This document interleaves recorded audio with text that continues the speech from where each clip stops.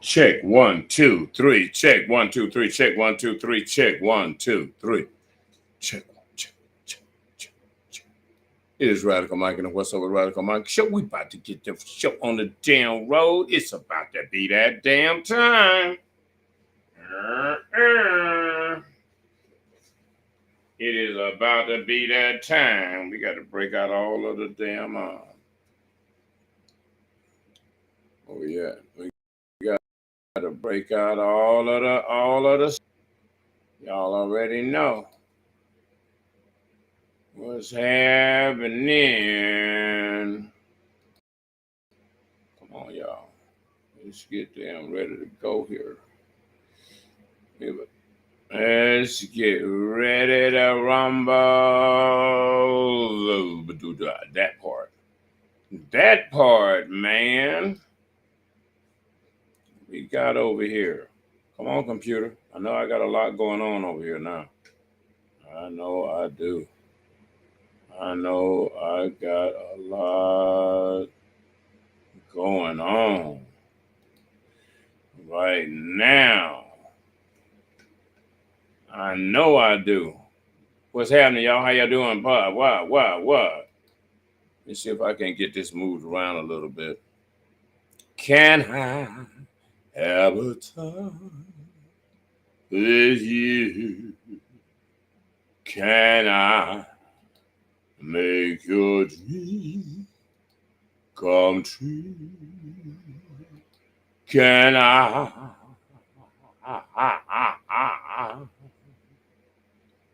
Can I? Yeah, there. What's happening, y'all? How y'all doing? How is y'all doing? We ready to motherfucking be rocking and rolling around here, man. Yeah, for sure. For sure. We got a nice guest tonight, country and western singer. Country and western singer, Mr. James Martinez. And I'm going to need y'all to be respectable. I'm going to need y'all to be respectable and responsible today. As always, this is how it's happening. This is how it's going down. And I am going to have to, I got to talk about. Yeah, that's right.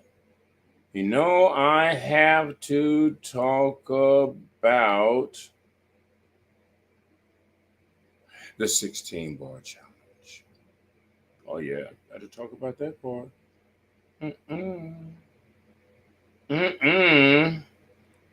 With two-tone, the superstar, the drunk.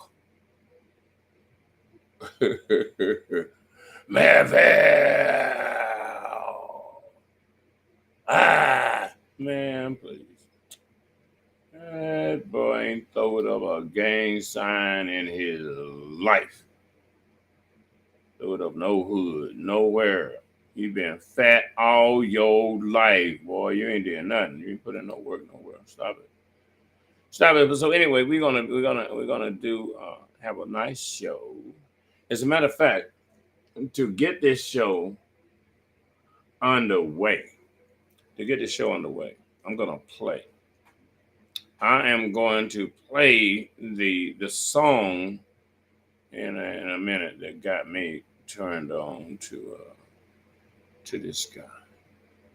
Meanwhile, this program is brought to you by, yes, that's right, Wow, Wasted on Wheels mobile bartending service, and that's the deal, man, for your next party, your next party, your next event. Make sure that Wow is in the building, and you already know. Program is brought to you by PhoenixStreetNews.com, the Valley's news and entertainment directory that caters to bars, nightclubs, restaurants, other entertainment venues, and provides quality digital advertising for small businesses just like yours. And that being said, wait a minute, hold on. I got something else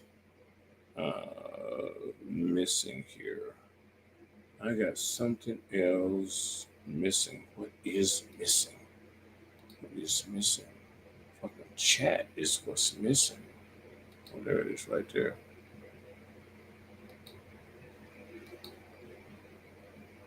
Oh, okay. I think the chat is in there. What's up?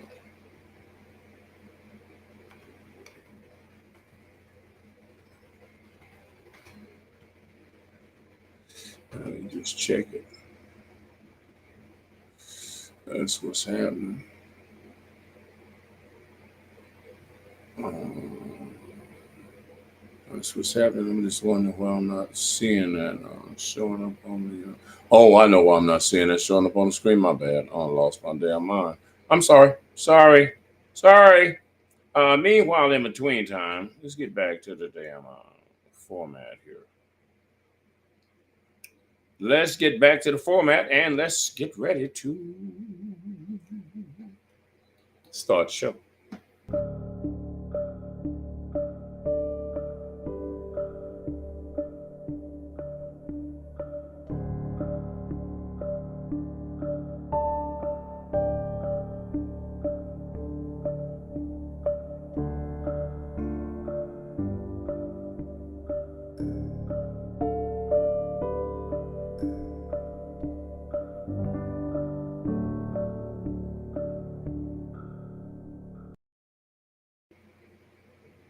What's happening, y'all? How y'all doing? How in the hell? How are you guys doing, man? How are you guys doing?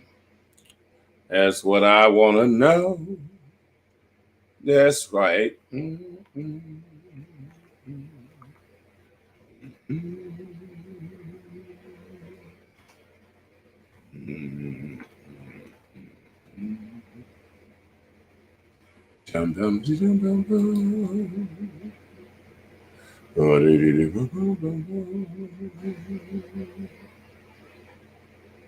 Where we at here? Got some shit in the way.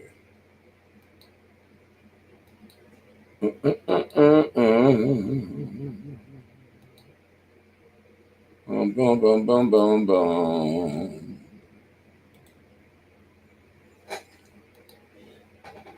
Bum, bum, bum, bum, bum. What the hell? Hold on there.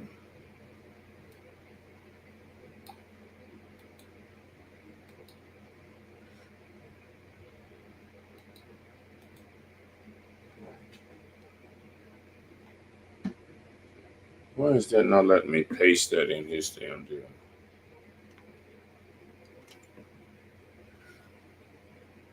Why is that?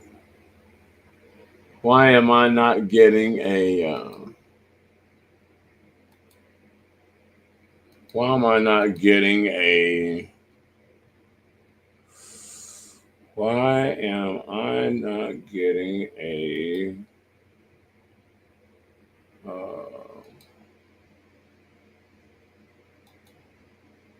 Paste deal on his deal in his damn messaging. That is weird.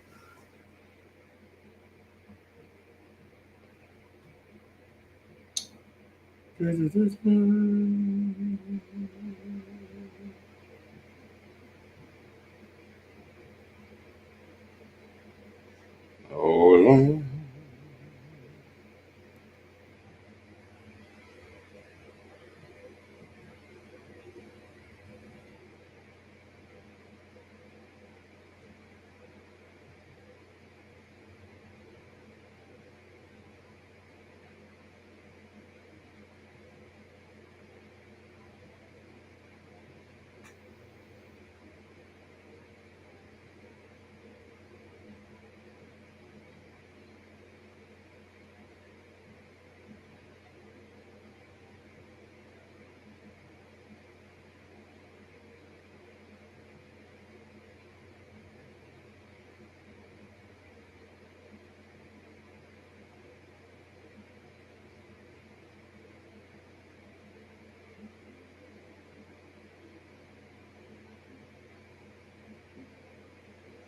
Check 1, 2, 3. Check 1, 2, 3.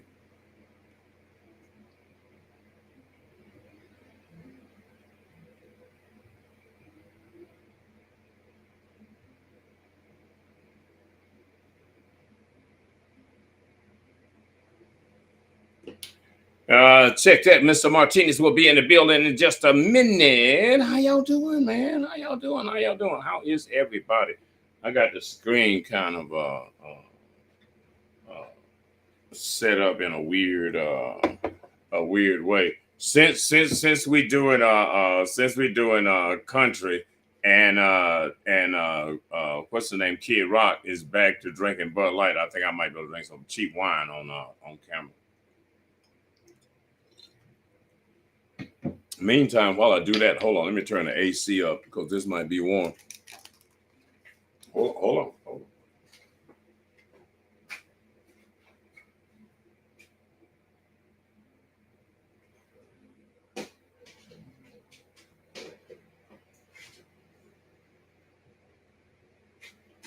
All right, we're gonna have to get some circulation in here. We're gonna have to get a little circulation, baby. We're gonna get a little bit of circulation. We get time for some of y'all to get into the building. I don't know if I really need that like that because I got another microphone over here that's supposed to be damn working or something. So what I am going to do, y'all know, you know, you already know I'm going to have to talk about that damn two-tone supercar. We'll get to that in the damn show. Believe that. Oh my God, what a disaster. But while we are waiting, I am going to play a song. The song of Mr. Martinez. The song that caught my eye, caught my ear, had me like, oh yeah, I kind of like this. I kind of like this. No doubt. I got another artist, Country Montana, that I got some new music from him, and I'm going to drop that in here a little later. And but right now, I'm going to give you the song that caught my ear. You know, a lot of times artists don't know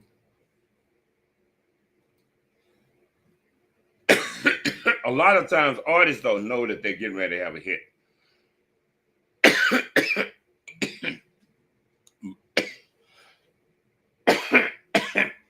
and when an artist has like a hit out the gate, oh Lord, it's hard to follow that up.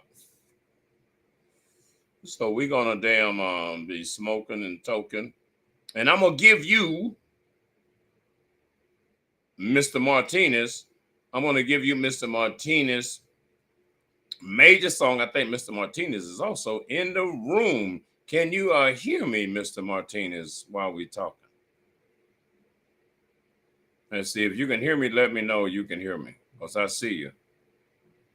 I didn't hear anything from you though. I didn't hear no audio there. I'm not getting the audio feed there. But I'm gonna play your song real quick, and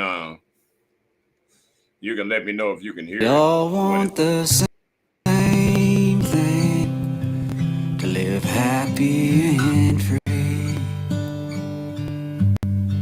but some try to divide us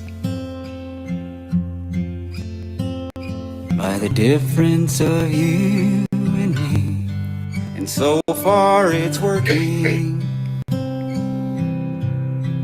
and I'm sad to say those who are against us have gotten their way.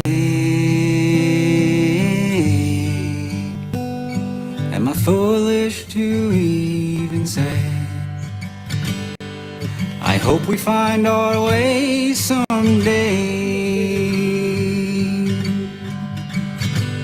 When I finally decide to see life through your eyes, and you do the same through mine. Man, y'all don't even know, man. Check this song out. Does it matter? Oh, this one to get the rocking right here. And we're all unique. That's almost got one of those church religious when you look closer, the same things we see, to be loved and accepted, love and acceptance, to know we belong. Oh, you're welcome here, and have been all along. My foolish to still believe we can change perspective.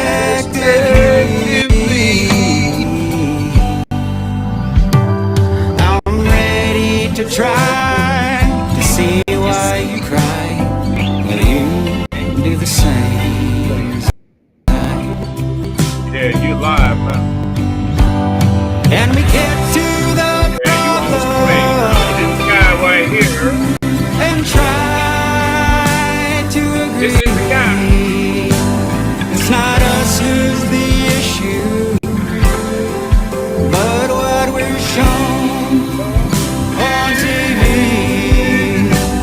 And if I wanna know you, I can't learn from a screen. And I don't care about the difference, 'cause there's really no such thing. When I finally decide to see life through your eyes, and you do the same through mine.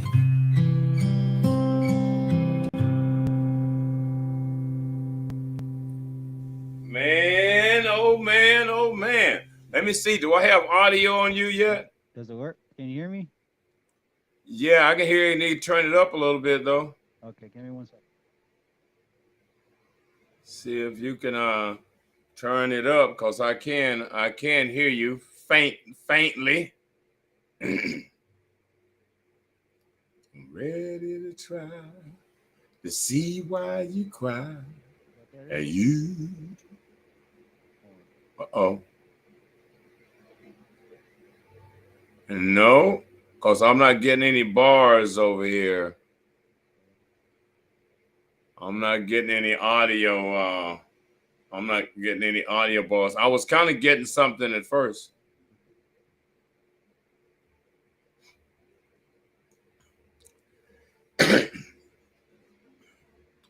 Yes, sir. While he gets that straight, and I'll be able to tell, because I'll be able to get some audio. How y'all doing? How's everybody? It is Tuesday. It is Taco Tuesday in Arizona, and if you okay, let me see if you got some audio there.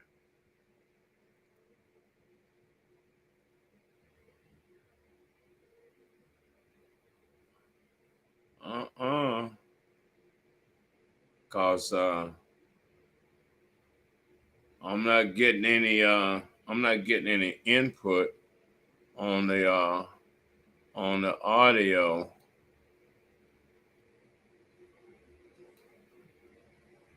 No, check 1 2. I'm not getting a single feed. I'm not getting any audio from you. It's turned up, but I'm not getting any audio. I don't know what's going on. No. No. No. No. I don't know what's going on here. I should be able to hear you. I take it are you on a desktop? Are you on a desktop or a laptop? Can you hear me?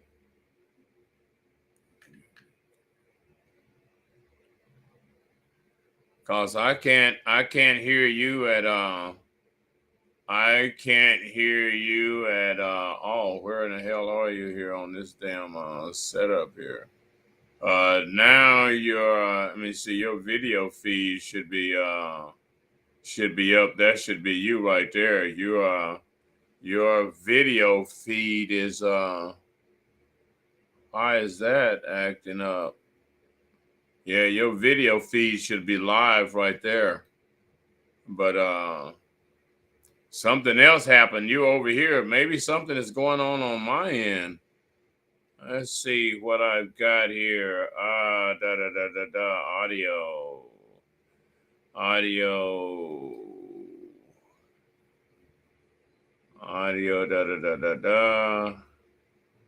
Audio box. I'm not check 1 2. Okay. I'll wait and see if Mr. Martinez gets back in here. Meanwhile, I got to play the song again because the song is so right now. We all want the same thing. We all want the same thing. Happy and free. To live happy and free. But some try to divide us. Some try to divide us. By the difference of you and me. By the difference. And so far it's working. So damn far it is working. Very well. And I'm sad to say. He's so sad to say, me too.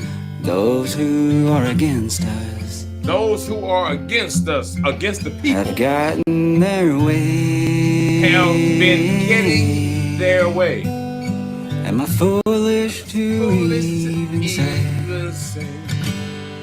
I hope we find our way someday.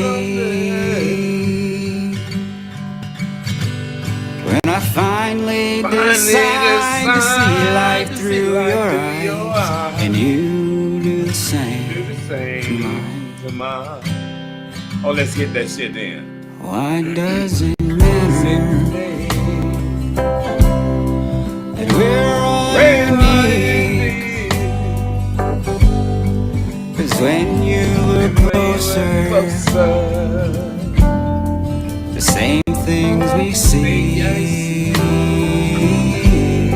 to be loved and accepted, to know we belong. Oh, you're welcome here, and have been all along. My foolish to say you believe we can change perspective.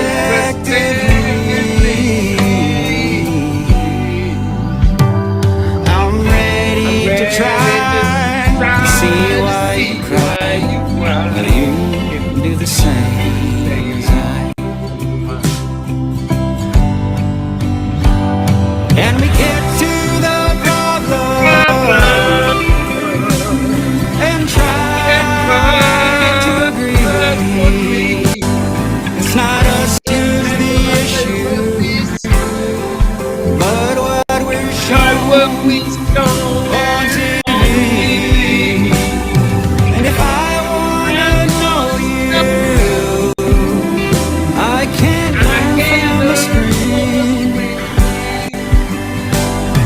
And I don't care about the difference,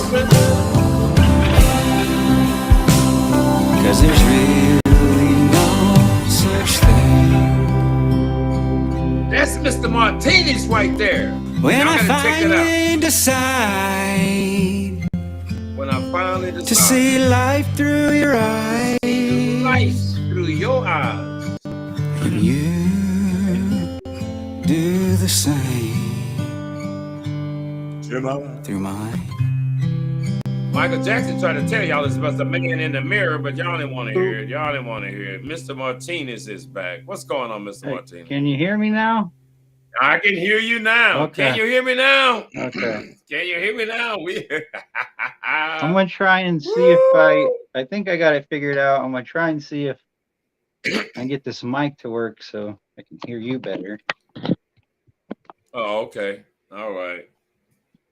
But man, that is a yeah. Okay, I can hear something. Can you hear me? Yeah, I can hear you now. Hear a little bit better. Can you hear that? Like, I think it's. Oh, I know why. Hold on 1 second. Audio. You know you're a musician and stuff too, though,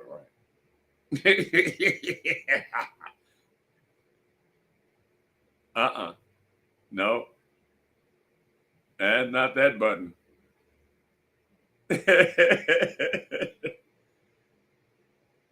That. Oh, okay. I can hear sound. I got sound. I don't know where it's coming from, but I know I got your audio. All right. How's that? I got you. Got me? All right. Yeah, I've got you. But okay, but you don't. Yeah. Sometimes this equipment thing, man, this space age, with this stuff gets tricky.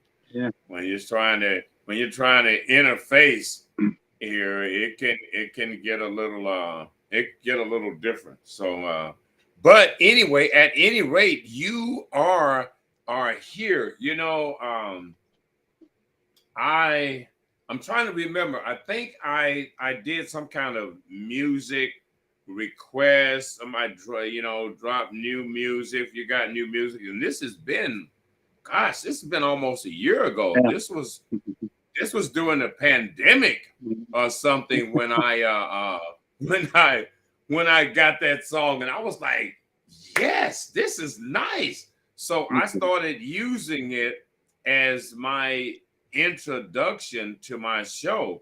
I would play it because I do a lot of politics, and that was just perfect. And so I'm like, hey, we might have we're looking a little shaky here as a civilization. We look like we're teetering on the edge. So when I got that, and after I listened to it a few times, I'm like, man, these lyrics are spot on. And so what made you put the being influenced by what we see on TV in there? What triggered that when you were writing the song? When I'm living day-to-day life and interacting with other people, it doesn't really matter what their skin color is. But if you look on social media and through the media, the mainstream media, it's showing something different. It's showing the worst of our interactions when that's a really small minority of the interactions between different races. Right. My best friend was a black man. I was the best man at his wedding right around the time I wrote that. And I don't have any issues daily with interacting with other races. It's just people. Right. I just see a person. I don't really care about what their appearance is. Well, I grew up in the South, so we had, and in the rural South. So in the rural South, and I grew up in the 50s and 60s. Mm-hmm. So, I mean, we had a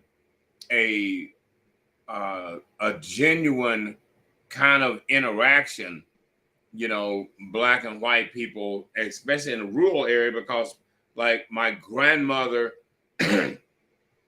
worked for people, she did the laundry, clean up, this kind of stuff. So as kids growing up, well, okay, they need their yard work done, a lot of stuff. So we have a lot of interaction from if we needed tools sharpened, well, we got to go to the old white guy. That's the guy that sharpens tools and stuff. If we need to buy a calf or a hog or we gotta so we deal on a business interaction. But so let's get into your story. Who is Mr. Martinez? Oh, do you know I got a Daisy off in the back room there's Daisy. Hi, Daisy. Who is Daisy's my niece. I shared the link that you sent me for this on my Facebook, thinking they could come watch it, but yeah. She can watch it backstage. She might get a chance to be a part of the show. Daisy, thank you, Daisy, for tuning in. You might be able to fill in some of the blanks because traditionally people leave stuff out of the story and stuff. And in this kind of situation, being a niece, is she your mother or dad's? So she's my sister's daughter. She's your sister's. Your sister's daughter. Yeah. Check that. That is cool. Now, speaking of family, so let's go back to the beginning. So you were born. Where was that? You said. I was born in a small town. It's called Bloomfield, New Mexico, or Farmington, New Mexico. But I grew up in Bloomfield. We didn't have a hospital in Bloomfield, so. Right. So, just lower class. We grew up poverty. We were pretty poor. What year were you born? I was born in '83. I'm 40 now. Oh, okay. So you just turning 40. Yeah. Oh man, you're at a critical stage. Yeah.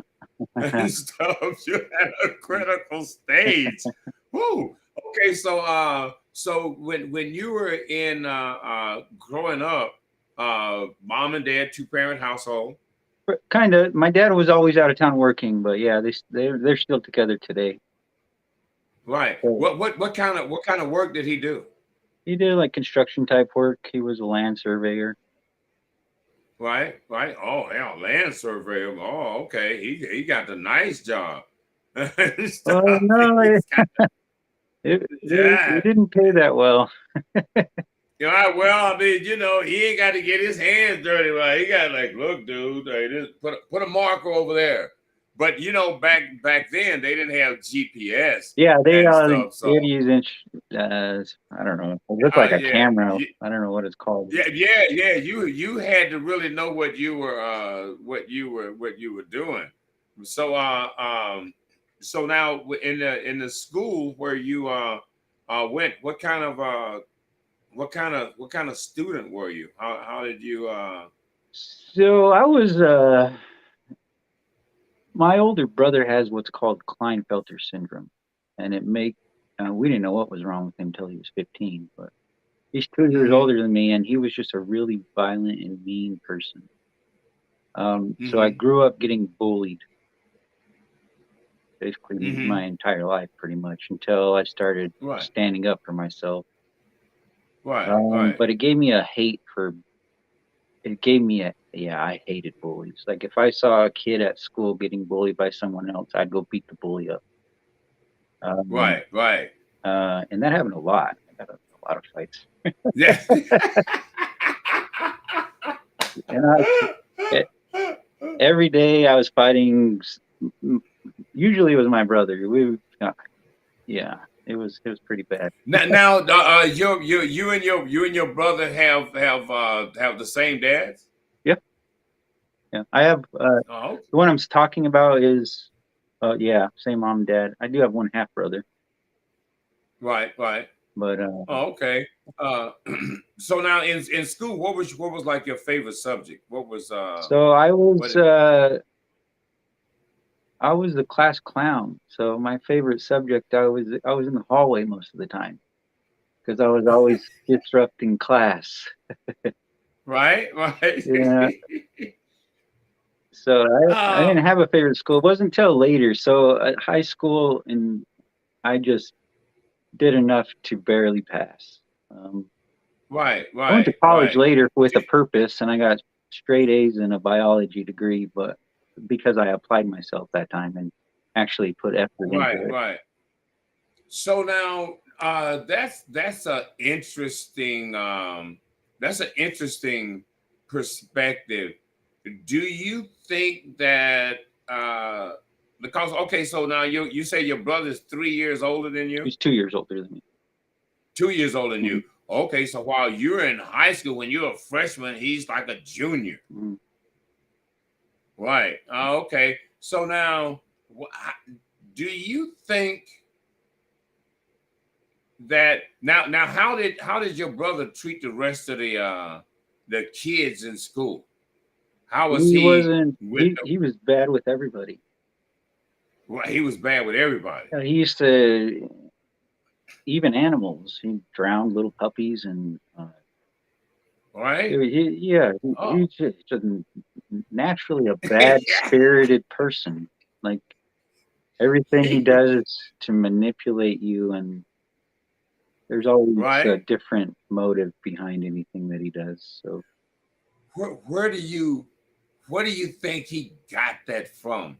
Which one? If you had to say one of your parents, the your father, your mother, where would you say he got that from? it's not. It's the. So what he had, the Klinefelter syndrome, is it's a Oh, he's got it. He had okay. That yeah. is like a real Yeah, so it's like dysfunction. so Down syndrome is means you got an extra chromosome on the 23rd position, 23rd chromosome. Uh-huh.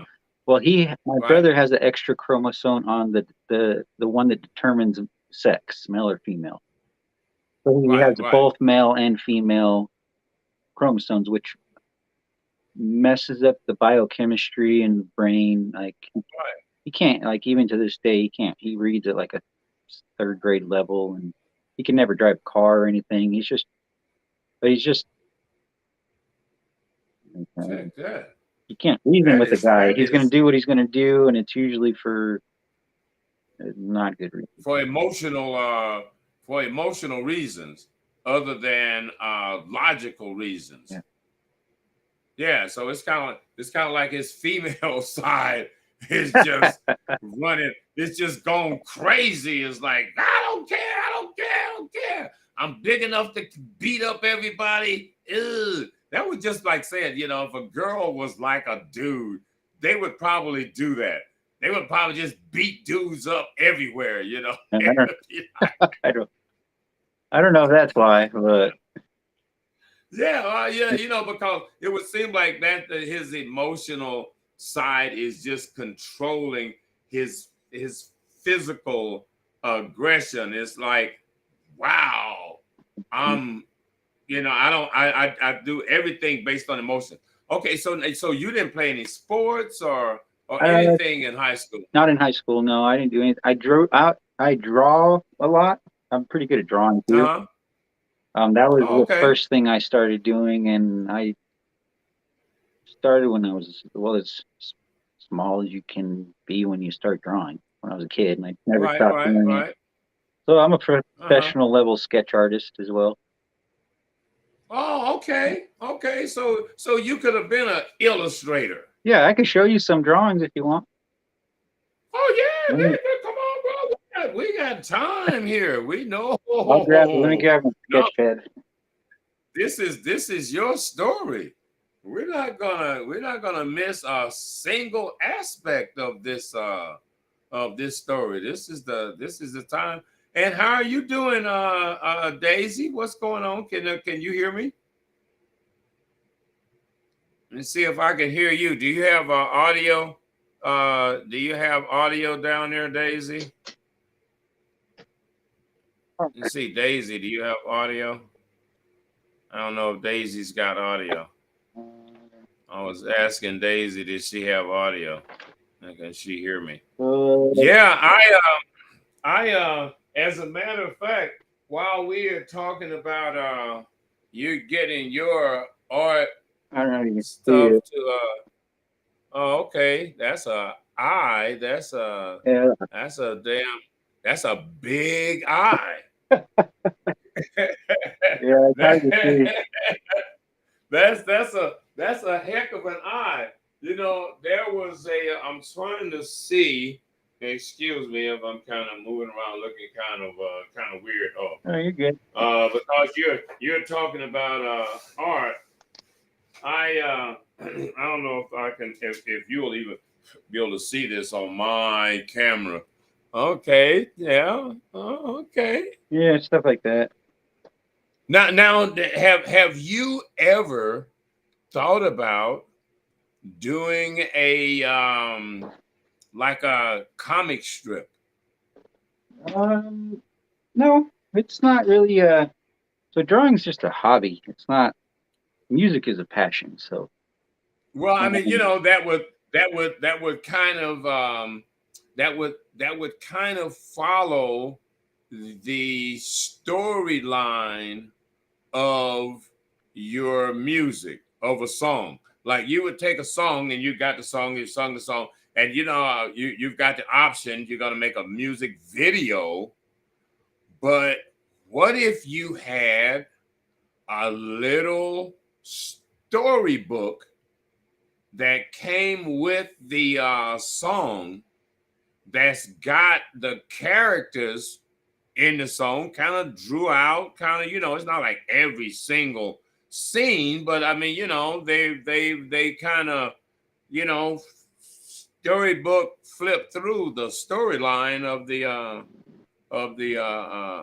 of the song, you know what I mean? that would be it. Because Yeah. the song is telling a story. So then if you got like this little storybook where people could like read the words and they got the little images and stuff, you're like, wow, this is, you know, you got nowadays you gotta push the envelope. You gotta do shit that ain't nobody ever thought of. I mean, they thought of, but they didn't think of it. Yeah. They didn't think how they could utilize it for now. Now you got AI. Yeah. You could like Yeah. feed some of your drawings in the AI and have AI write the damn book and stuff for you. That's a good idea.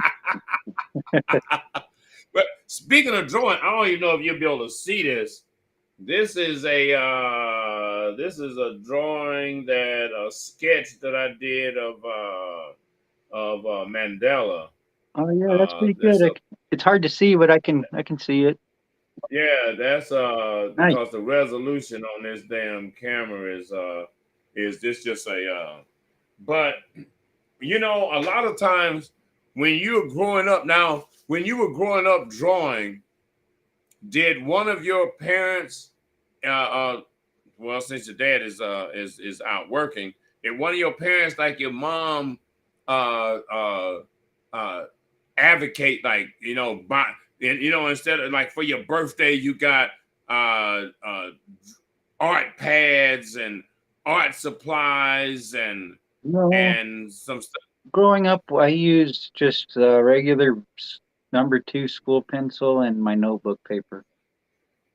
Right. Yeah. Oh, okay. A lot of just black and white. Hmm. Yeah. Yeah. Yeah, we were poor. Well, you know no, that's the way art starts out, with those elements of from dark all the way to light, with using just black ink, Yeah.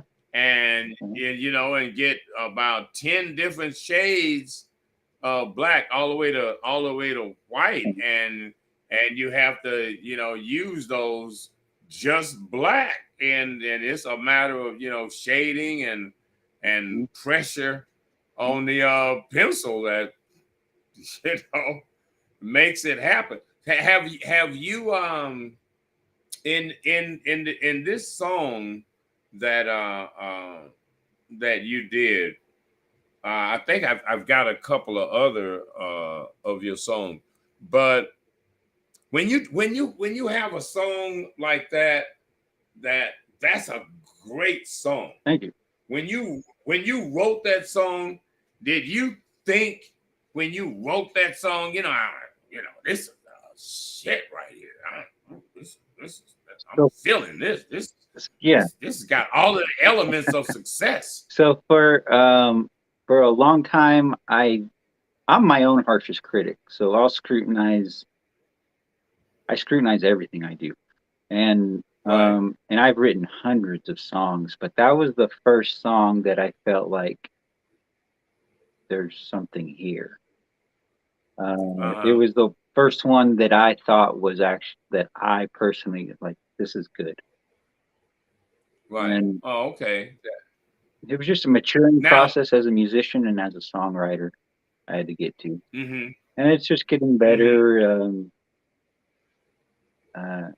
I can tell that even though I've been doing it for 20 years, I'm still getting better. And I'm looking forward to see how good I can get with it. What do you think you're getting better at after 20 years of writing? Did you do well in school? And like, where you say you studied biology? Yeah, so you did well in English grammar. Yeah, I always had a gift of word, I guess you could call that. That's the gift I have. Everything else I've had to work hard for and practice hours and thousands of hours. But what came naturally was the words. So the songwriting process to me is a mystery. Like it's just it's kind of like I'm not even doing it. So once it's done now, I couldn't explain to somebody else like how these things come together. It's weird.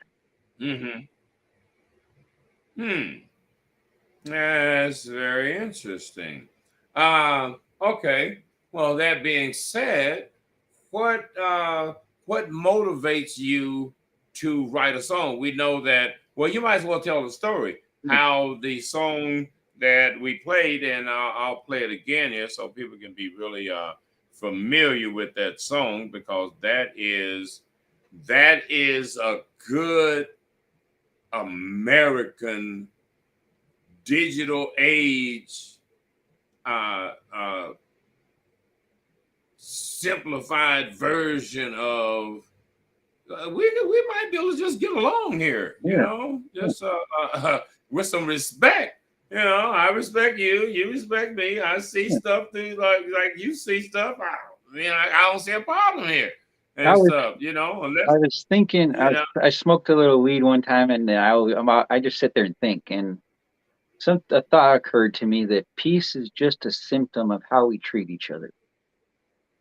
So if we could just start treating people better on a personal level, the people that we interact with, that's what will create peace in society in general. Just how I treat you, how I treat everyone. Now, that being said, I like that as a opening idea, but what always trumps that, what always throws that off, is the fact that people put on a face in public in front of you. Yeah.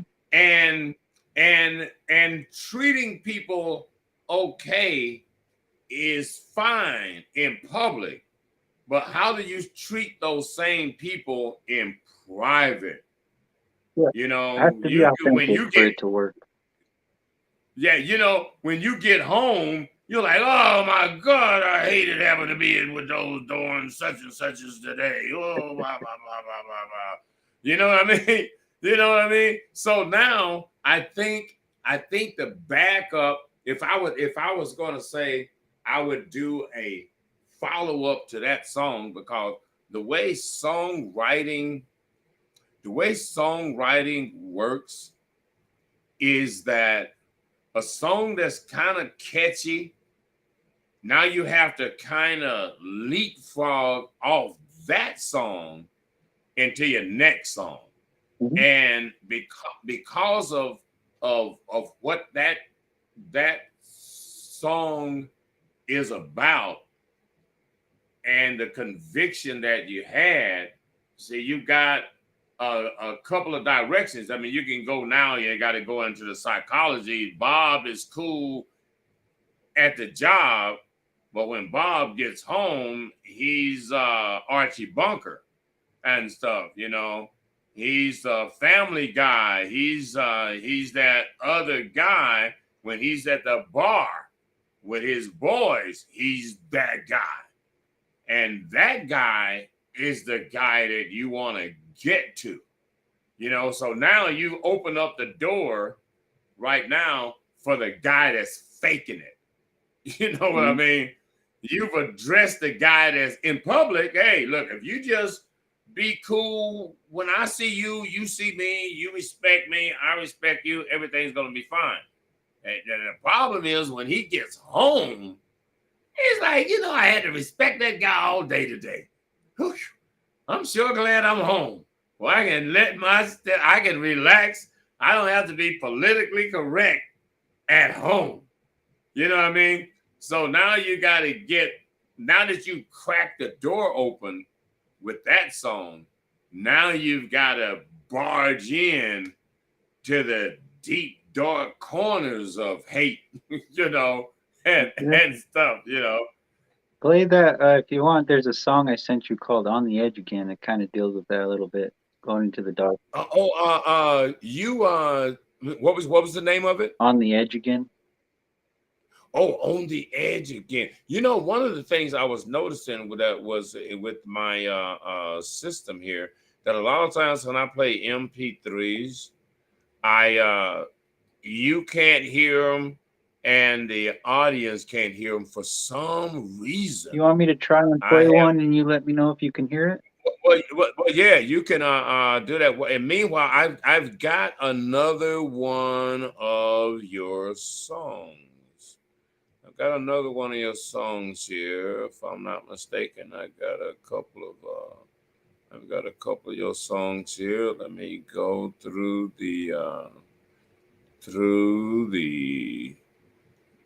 list here. It's not gonna work on my end.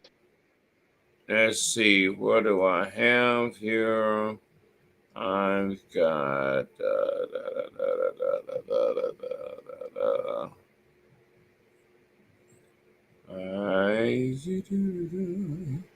I know I got you in here somewhere. Okay, that's that one. I got, what is this? Pandemic. No, that's not your song, I don't think. It might be in the spam folder. Let's see here. But I could have swore I have another. Oh, yeah. Okay, this is the one right here, I think. This is the one right here. This is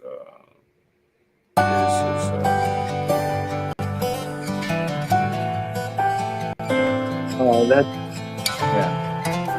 the TikTok. Yeah, that's I grew up watching you and what a man's supposed to be. I'm sitting here reflecting on all you taught to me. Didn't always get it right, but I knew you had my back. I realize now how lucky I am, I get to call you Dad. Be kind to everyone, no matter who they are. Your word should be good as gold, son, that will take you far. Work hard on everything, as if it's for the Lord. Don't underestimate encouraging words. Treat others in a way that you'd like them to treat These are just a few things you taught me. This is a sneak peek of that. Was a that that was I think that was that's one of the kind of songs that, because a lot of boys nowadays are raised without dads Mhm. in the home, they don't get that that story. They don't get that they don't get that guidance. They just get uh, uh, an emotional reaction to in their behavior. I was thinking I had another. What is the other? Because I could have thought. I swore. Oops. Hold on. I think I might have downloaded one of them twice. Okay, here we go. Here we go. I know I've got to have more songs here, guy.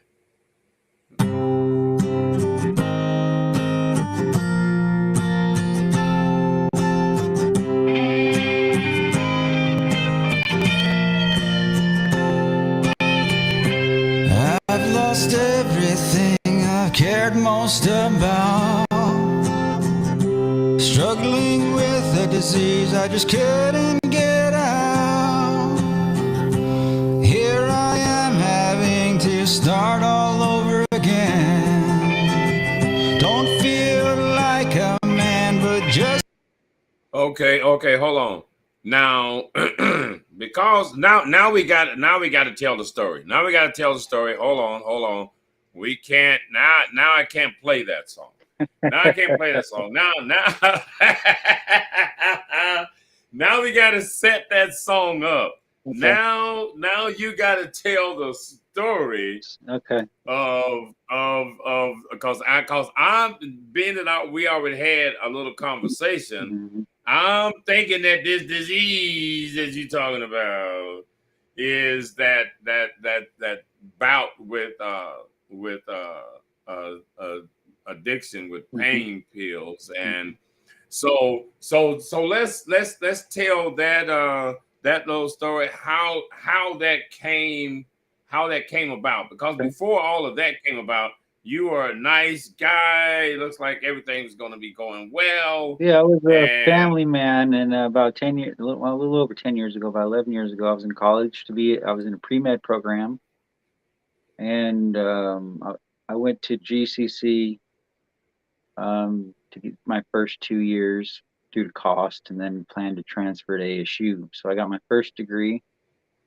Um, I got, I did great. I got 4.0 GPA, and around that time I had a wisdom tooth pulled, and I was prescribed pain medication, and it just took one of those pills to change everything. I was homeless 3 years later. I ended up doing things for money that I would never have done otherwise. I ruined my clean record. I've been to jail multiple times because of it.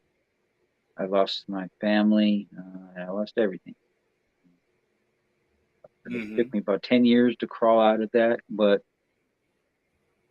I consider that a blessing because that showed me my purpose in life.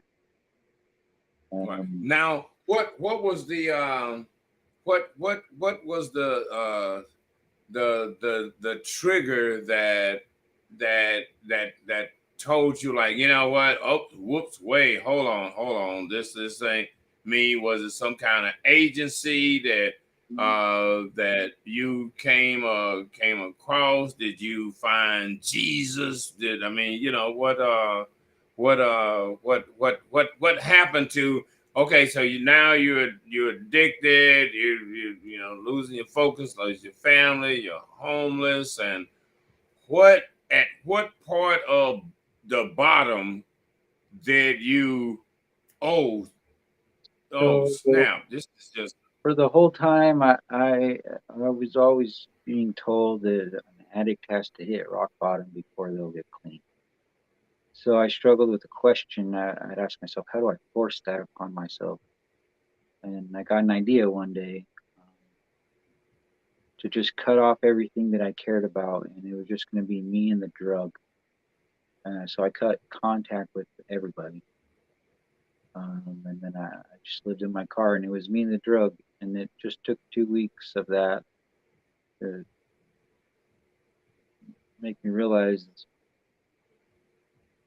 I'm going to end up that way anyway if I keep going. mm-hmm.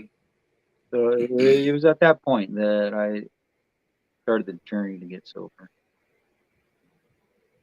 Mm-hmm. Oh, so now this was like, okay, well, all right, okay, I'm gonna rationalize this situation. This is I'm okay, I'm at the bottom, I'm done. So now is this just a cold turkey deal that okay, I'm finished, no more painkillers, no more barbiturates here. I'm gonna straighten out and do what? I'm gonna straighten out. Now I see things. What do I see? I don't know. What do you? You're there. You're in the car. You know. You took the last hit. You took the last pill, and you like, okay. I'm not gonna take any more. I'm pouring them all out and stuff. Get rid of all the paraphernalia and stuff. And Yeah, so I with opiates, there's a drug called Suboxone, and it basically oh yes. minimizes the withdrawal. Mm-hmm. Problem is, I took it early, and if you take it early, it makes the withdrawal much worse. Right. Uh, Makes it much worse. yeah, oh yeah, much worse. That was terrible. Because you're going through these withdrawals, and I got impatient. I was like, it's been 18 hours since I used the last. I think it's okay. It was not okay. But I got through that, and Suboxone kept me from going back to the fentanyl. Right. And then eventually, it's been about a little over a year since I stopped using Suboxone as well. Right. You know, I had a friend in and they had a son that had pretty much had a leg severed in a motorcycle accident, and they just pretty much kind of patched it back together, put some rods, some pins, some screws, and everything in it. And in the process of the healing, he was on a drip. He was on a straight morphine drip, you know, for the pain. And then after that, he was addicted to opiates, and finally, I guess it was probably about 5, 8, 10 years ago, Suboxone became an option for him, and but I'm not even sure if that helped him. He was just too far. It had become more of a lifestyle Yeah, than an addiction. it's really You know what I mean? difficult to transition from the life of an active user to just a normal life again. I'm still in that transition right now. Right, I mean, you right. completely destroy everything that you worked your whole life to build, and then it's just like starting over, but you're 40 years old now. So, Yeah, yeah, but you're 40 years old now. yeah. That is, but uh, the thing about it is that when you are a user, using and the act of using, acquiring, takes up time that you're used to allocating for that. Yeah. So once you stop, what do you do with all that time on your hands? Because that causes a lot of people to relapse, just pure boredom, and they just keep these thoughts just keep running through their mind. And so music helps me with that. Every song is just a snapshot of a memory that I went through or had, or an experience of some sort. Right. Okay. So now that everybody has been brought up to speed on why this song was written, now you can probably listen to this song. You know, that with having that story behind the addiction and with the addiction and the music is a story that 40-50% of Americans can identify with. Yeah. You know, that's a real story. As a matter of fact, the great conservative talk show host Rush Limbaugh had a opioid addiction that caused him to lose his hearing.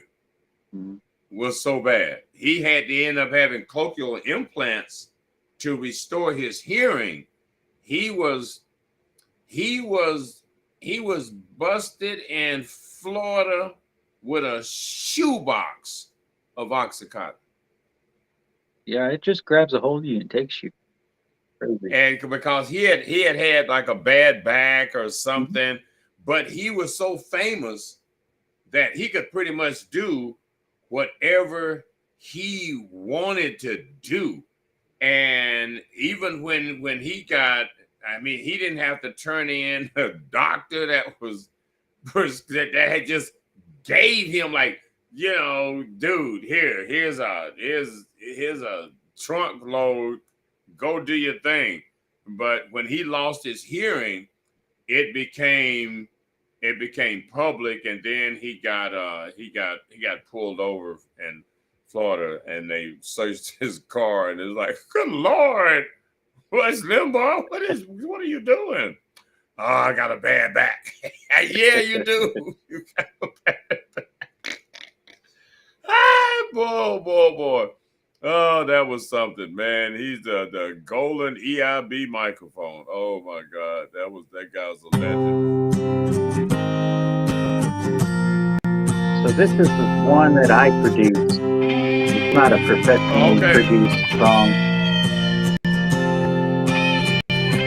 I've lost everything I cared most about. Struggling with a disease I just couldn't get out.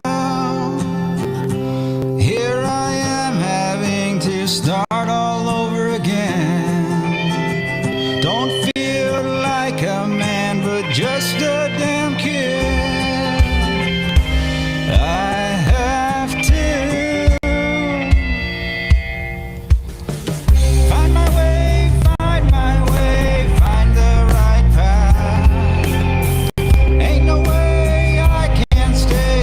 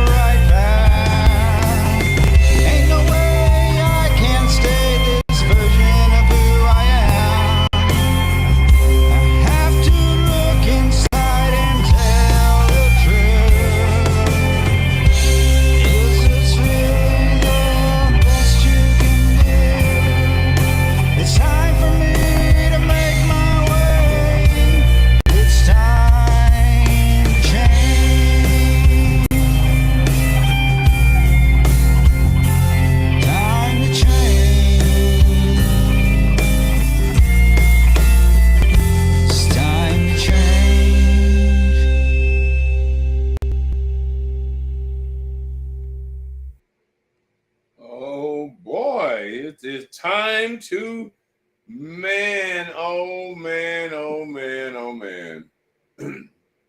How many people are looking in the mirror right now like it's time to change, Bob? Yeah. Okay, maybe tomorrow, not today. You know? Yeah. I mean, how many people are struggling with that scenario? Every time. You know, it's just it's mind-boggling because I mean, you know, America's about the most addicted country in America, but then you got to look at your situation. Your situation wasn't planned.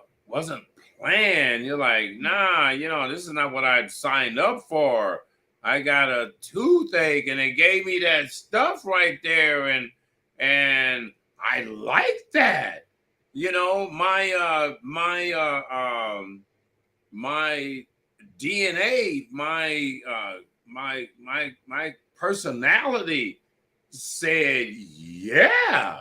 What? What? Ooh, what? This is all right. I mean, you know what I mean? What? As a matter of fact, what would you say from having to have that first prescription? And you're like, okay, you go into the restroom, read the medicine bottle. It says, okay, take one every 4 hours as needed for pain, blah, blah, blah, blah, blah. Okay, fine. Okay. Drink a glass of water, and like a few minutes later, you're like, hey, wait a minute. I feel kind of funny here. What is going on my screen here? Oh, I feel kind of funny here. You know, what was the first sense of, I think I like this?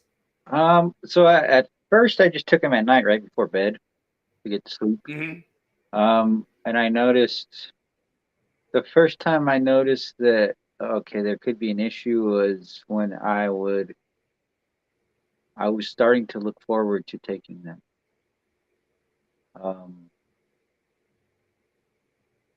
I didn't sleep particularly well on them, but I felt fully rested in the morning. So I guess that, Mm-hmm. and at the time I was also having, I don't know, stress causing anxiety or insomnia. So Right. it kind of did two things. It helped me with the insomnia, and then it helped. I had depression my whole life. It took that away. Mm-hmm. It was the first time I didn't feel that. Uh-huh. And that's what drew me in, was Right. escape basically from reality. Mm-hmm. Mm-hmm. That is, you know, a lot of times people just don't realize how much trauma from their childhood, whether it's trauma, I mean, it's just the way it was. I mean, you know, it was trauma, might have been traumatic, but whatever that experience was, you carry that all of the time, and you know, and kind of wrestle with, you know, every now and then. I know you got to like say to yourself, yeah, one of those times I knew I should have just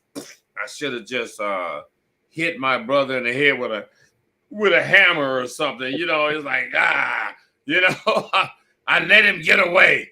I'm so stupid. You know what I mean? You're like, We beat the hell out of each other.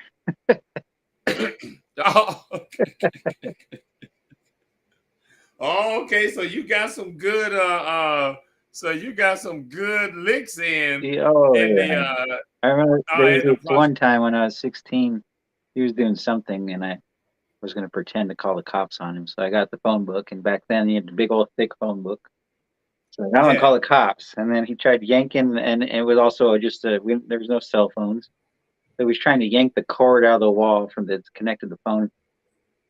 And I took the phone book and I smashed him across the face with it. And and then he like stood back a little bit, and then he came to attack me, and I hit him in the mouth, and it cut his cheek all the way through. His cheek was completely cut. There was a hole in his face. Right. And my mom told me to go find him, so I just followed the blood trail in the apartment complex until I found it. So oh my God. I got him God. some good times too, but yeah, he Right, deserved it though. right. He always deserved it. I didn't mess with him Right. unless he was messing with me in some way. Man, oh man. Now you gotta no, now that's a good thing. That's a good story. Yeah, I like that. That worked out. Because other than that, one of the things that carries with him for life is having to explain that scar. You know what I mean? You have to every now and then, even if he's got grandkids, years from now he's got grandkids. That grandpa, why did you get that scar right there? Oh well, He's your uncle. He's not. He can't have kids. So. Oh, okay. Yeah. Oh, okay. Well, he won't be explaining that story. That might be a good thing. You know, sometimes things work out. With that in mind, what do you have you written a song that's kind of got your brother in it? No, because the focus of my songwriting is to help people that are going through dark times. So there's no need for me to dwell on negative things that have happened in the past, unless it's some emotion that someone else can connect with, and I can find a way to creatively make that song so it's catchy and has a nice. Well. See, there's some angles there. Yep. Because I've never really thought about it. It is because it is a lot.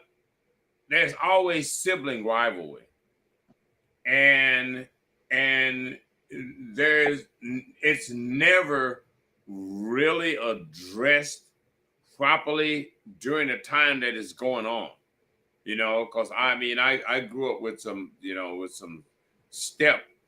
not stepbrothers, but I grew up in their home, and one of the there was like a boy and a girl, and one of them was like 11 months younger than me, and the brother was about a year older than me. And because my parents had passed, and this was one of those things, you know, I lived with my grandparents, and they were like, okay, if something happened to us, you know, take the kid and blah blah blah. So so I ended up living with them from the time I was about 7 to the time I was about 12, and their son was a fucking bully. He was tall, slender. I was always short and shit, you know. And this sucker would always like just punch me. He'd come by, we sitting watching TV and stuff, and he punched me. I'm like, oh, shit, and stuff. And I always wondered, because their parents were really spiritual, really religious, church, yeah, everything. Oh my God, strict. And I was like, well, okay, we real strict. We go to church all the time. Why don't you discipline your son for his vicious attacks on the visitor? And they never did. So after a number of years, after about 4 years of it, I decided, well, you know what? I think this is cool. Been nice knowing you guys and stuff, you know. I think I'm gonna live with my grandfather. And so they lived in the city, hardwood floors, piano in the front room, ooh, you know, uptown. My grandfather, on the other hand, rural, no running water, outside toilet. Yeah, I mean, it's back to basics. I was like, you know what? I'm gonna over this torture and bullying. I'll take outside. I'll take outside, and that was probably one of the best moves of my life because it caused me to really grow up. You know, we got to cut wood for the fire. We got to haul water. We got to hunt. You know, all of that kind of cool stuff. So it was all a man program. After that, it was like, okay, then, son, this is what we do out here. This is the little house on the prairie. You know, so some of that story of you and your brother and sibling rivalry, because there's lessons to learn. How you handle it is lessons for other kids that's going through it right now. You know, because of the fact that it's more often than not, because there's no dad in the house to lay down real law about what goes on.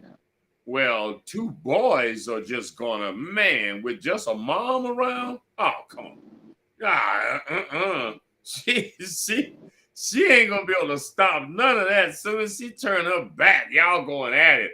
And well, he would you attack know, her too. He broke her arm before. He's kicked her in the stomach before. He attacked everyone. He attacked my sister. The only one he couldn't was my father. And then when I hit puberty and got bigger than him, right, he couldn't do that to me anymore. So. Right. That but see, and that is think about some of the kids that don't even get diagnosed or something.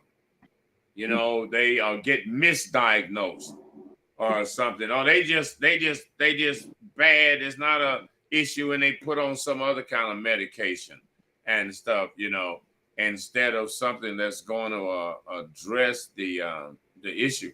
All right, so now at 40, at what age did you get married the first time? Oh, I didn't get married till I was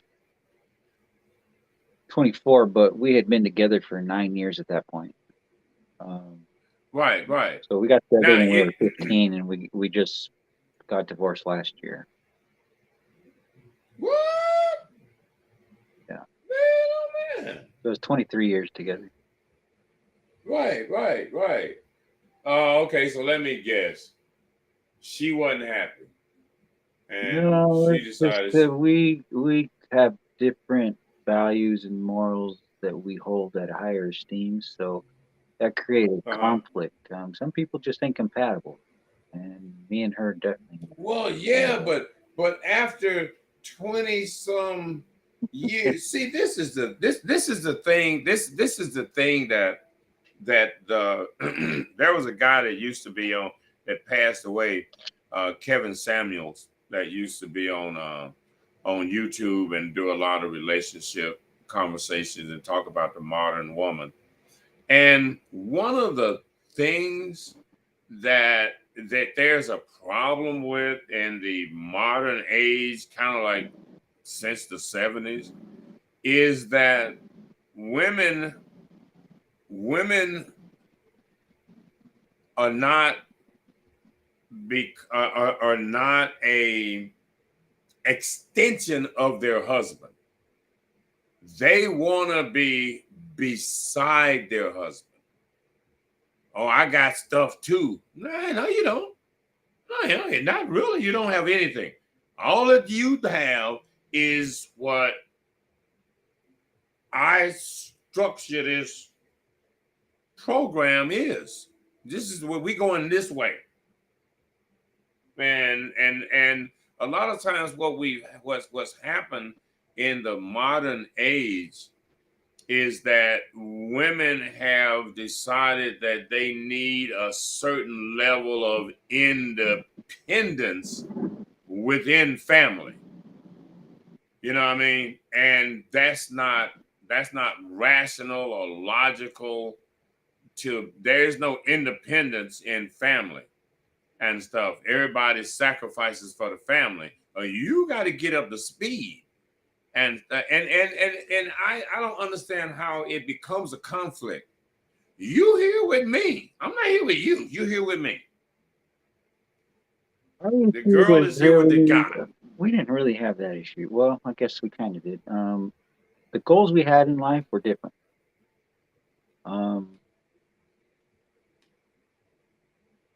I was more concerned about being a good provider, and she was more concerned about the intimacy in the relationship. And by the time I realized that she had checked out of the relationship and tried to provide that intimacy, it was too late. And then you throw in the drug addiction and all the other. We went through a lot. I don't want to badmouth her. She's a great mom. Right. We still get along great. It was just we just weren't compatible. We wanted different things out of life. All right. Well, see, that's the thing. When a woman marries a guy, whatever the fuck it was that she wanted in life, that's pretty much over. That's why when men have money and marry, whatever she got, how smart she is, whatever she's thinking about, none of that matters. Men with wealth and money and positions don't care about any of that. They want cooperative, they want feminine, they want submissive, and they want kids. They don't want nothing else. And when you get in this modern age, women just figure out a way to mess up family because they start wanting all these other things. I mean, well, if what you want is compatible with family, I'm all for it. I'm all for it. We trying to build here. We trying to get another couple of houses, and we trying to build wealth here. This is a corporation. This is business is what this family is. And if you got something that you think is cool, that's going to add to what we got here as a family, oh, I'm great. What is it? What is it? How much does it cost? And what's the return? I need to know some facts and figures. And if they can't come up with something, if it's something where, I got to have something for me and it's over here, really? Yeah, I think what you're describing is a pretty common story in today's relationships in the country. Just for me, that wasn't the case with me and my ex. Yeah. Yeah, I mean, I blame myself for the ending of my marriage because of my decisions, and I was supposed to do the household, and I did it very poorly because of those decisions. I blamed myself 100% for the end of my marriage. And I think people need to do that, because when you don't do that and you blame someone else for the ending of whatever, you're giving them the power. If you take responsibility for it, that means you have the power to change it.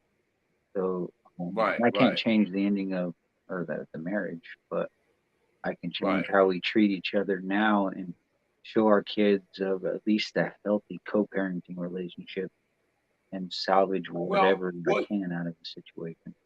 Well, one of the things that generally happens is that people that were once married, and when, people kind of get their head back together, they actually end up getting back together because the time that it takes to know somebody, figure them out, and all of the ins and outs, to have to start doing that all over again with a whole new person is a lot of work. Yeah, I know. It's a lot.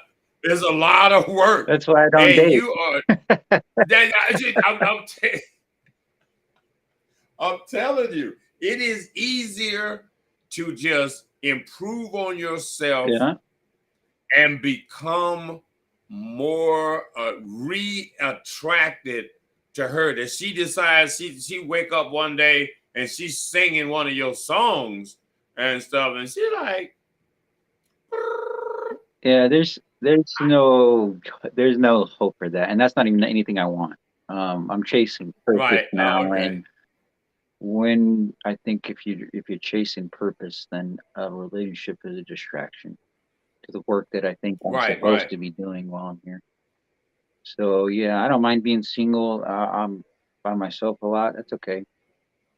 I've been by myself Right. for a long You time. know, So that's one of the things that in the pandemic uh, was was a highlight that a lot of people weren't. Well, a lot of people that had been pushing the independent, I want to be by myself, and all of this kind of stuff. When it came time that they actually had to be by themselves, woo, they was having problems with themselves. They were like wasn't comfortable with themselves. So a lot of people learn how to be comfortable with themselves. So being lonely never really becomes an issue because you've got so much cool stuff going on in your head, a lot of it that you're not even doing. You know, you're like, nah, I should have did that the other day. I spend a lot of time thinking about the future, thinking about Uh-huh. my goals, thinking about how I can accomplish goals. So, and I try to stay focused on gratitude, and that keeps me from focusing on what I lack in my life. Mhm. Um, Okay. yeah. What are you being focused on the future? What do you see in the future? If you had to write a song, if you had to write a song right now about because like the other song, the first song was in relationship to the January 6th Capitol riot. If you had to write a song right now that's kind of a part two of that song based on what happened then, what has happened since then, and how you see this playing out in 2024. So all my songs are it's a timeline of my life. So whatever I'm going through or feeling at a particular moment. Where do Mm-hmm. I see it going though? I honestly believe that I will go down as one of the best songwriters to ever live. I see myself winning Grammys. I see myself helping millions through my music. Mm-hmm. Um, now the first the song let's play that again because that is such a good old American. Do you have a video for this song for Same as I?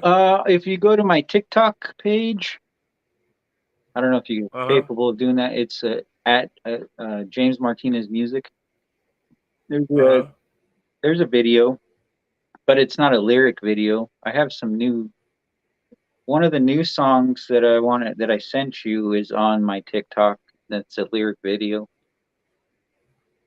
Okay, let me see, cause I know every time I have attempted to do this, where is your folder, James Martinez? Right there.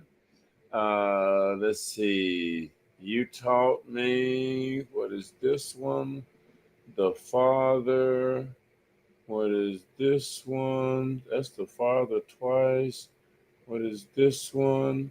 On the Edge again. Yeah, you can play Yeah. that. Let me let me see if in fact because every How are time you? I have what's that?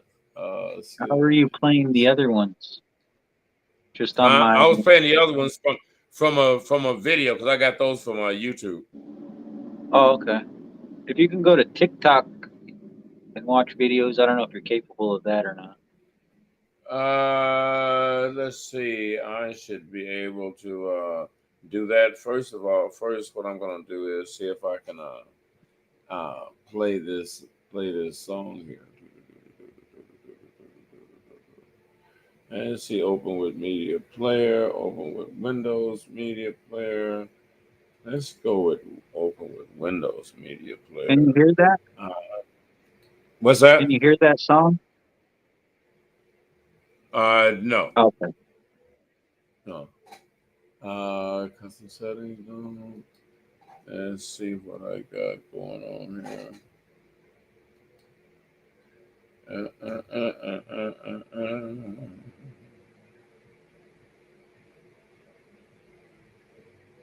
Now, can you hear that song? I know. You're not hearing it? Okay, so let's see. Hold on here. Hold on here. Let's see what I can do here.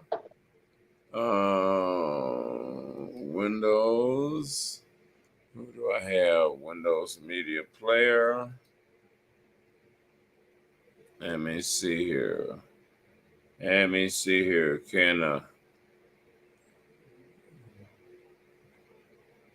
No. Now can you hear it? Can you hear it? You hear it then? No. Wow. I wonder is it being played on the on the on the across the that's what I have been trying to figure out forever is hold on, let me go to another setting here. Let me see here. Audio. Let's see. Check 1 2. Check 1 2. Why don't I have audio? I don't even think I 1 2. Check 1 2. I got audio now. I don't think I even had audio for a while there myself. I think we probably been silent over here. Uh-oh. We Can you check hear me 1 2 now? 3. Check. Check 1 2 3. Yeah, I think we probably been silent here. I should check that earlier. Can Okay, you so hear now me? let's see. I'm trying to see if I'm getting an echo now with you. Can you just say something again, James? Oh yeah. Hold on 1 second. How about Okay, that? so, yeah. Is that better? Let Okay. I me. think I got my. I might be able to play it, and you might be able to hear it on my end. Let me check. Let's see. Can you hear that? Hold on. Can I hear what's that? Hold on. Hold on a second. Were you able to hear that?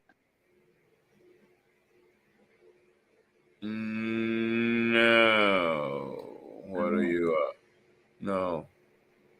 Because I was playing a song with my media player, and I don't understand why you don't hear it, but I need to check and see if it's going live or not. Uh, Can you there. hear me? Yeah, I can hear you. I just heard you really good right then. Better than Okay, ever. I'm gonna play the song and let me know if you can hear it. Oh yeah, I can hear it. That's the song I was playing. Yeah. Okay. Cool. Yeah.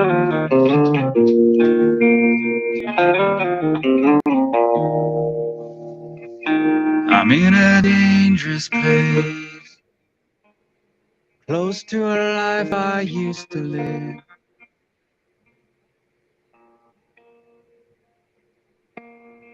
The slope is steep, my heart is weak, no, I can't get a grip.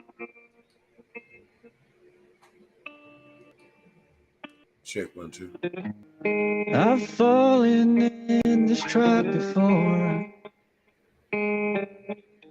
It took a lifetime to win back my soul. And I'm on the edge again.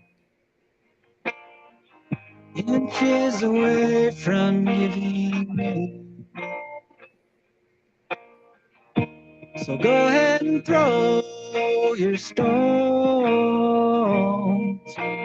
Look down on me from your throne. Maybe I just need one true friend. 'Cause I'm on the edge again.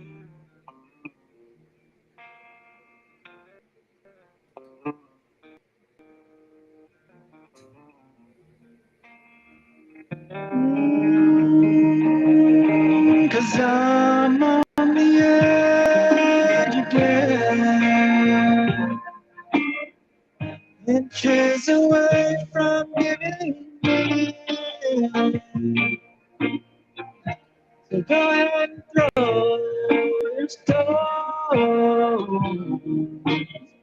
Look down on me from your throne.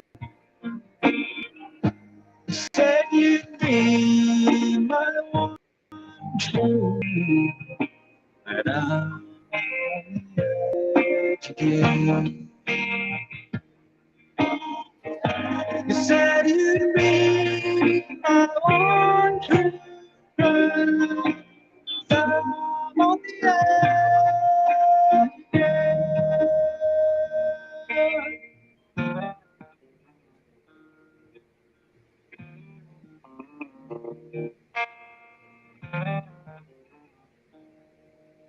I can only blame myself for trusting in him again. Oh, I'm on the edge again. Oh, I'm on the edge again.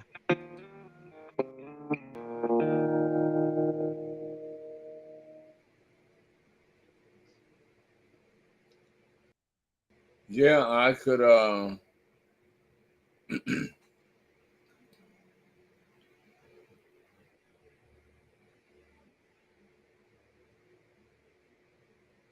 yeah, I was trying to see if in fact I could oh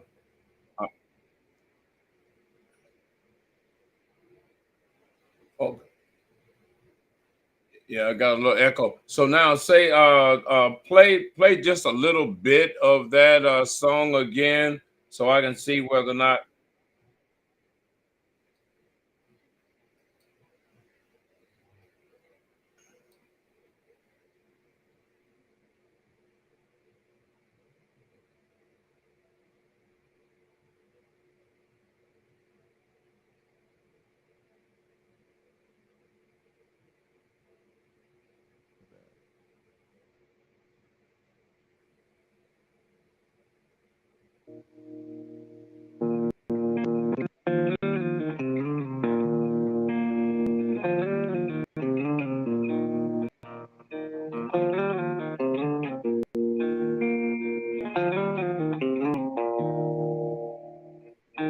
I'm in a dangerous place, close to a life I used to live.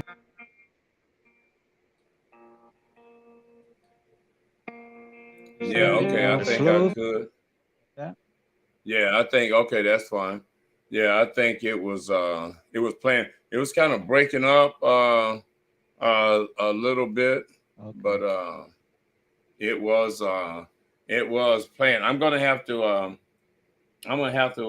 solve that issue, or I'm gonna have to use my a different program than I generally than this one. Sometimes I use StreamYard. It's another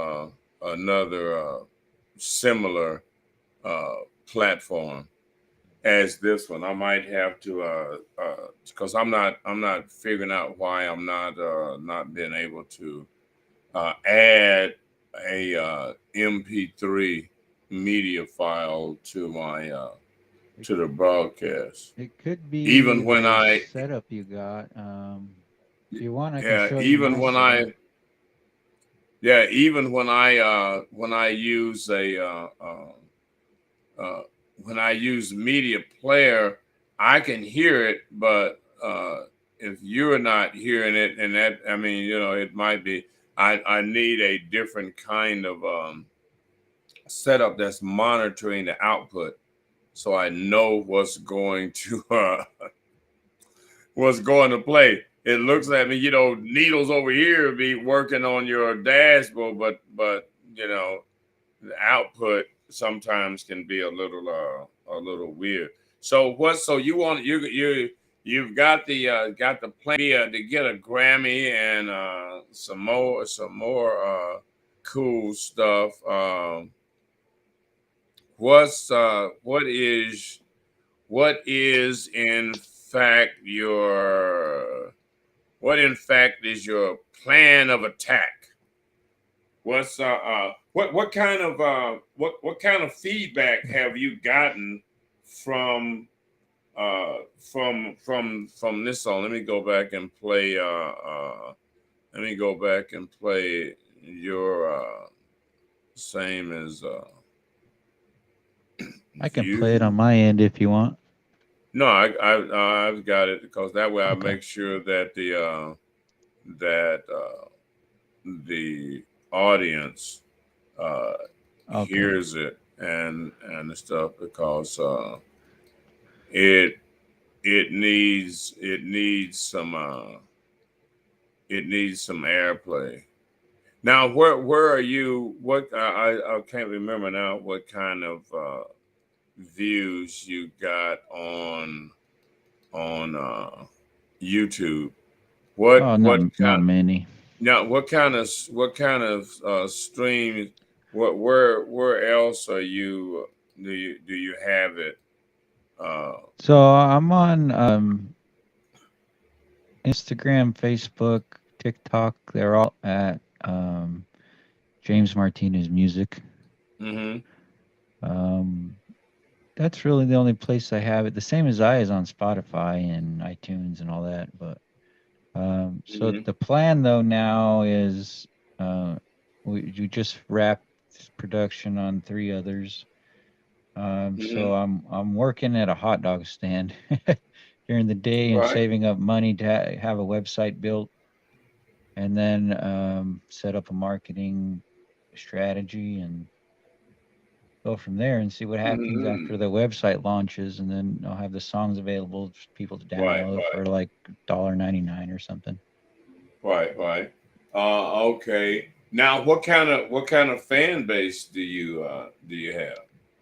On Facebook, I have almost 5,000.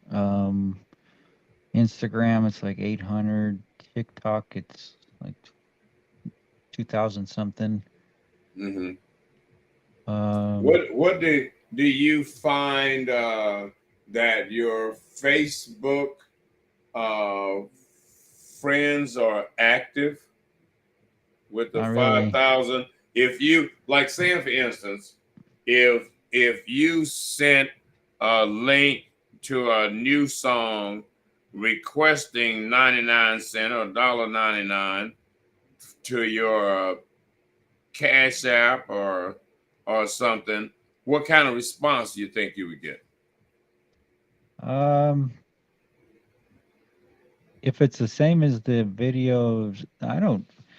The audience I have is not very active. So if I got almost 5,000 followers, but I'll post a music video and get like, I don't know, 10 likes. Right. Okay. Yeah. Yeah. uh, That's it. And see, this is the thing about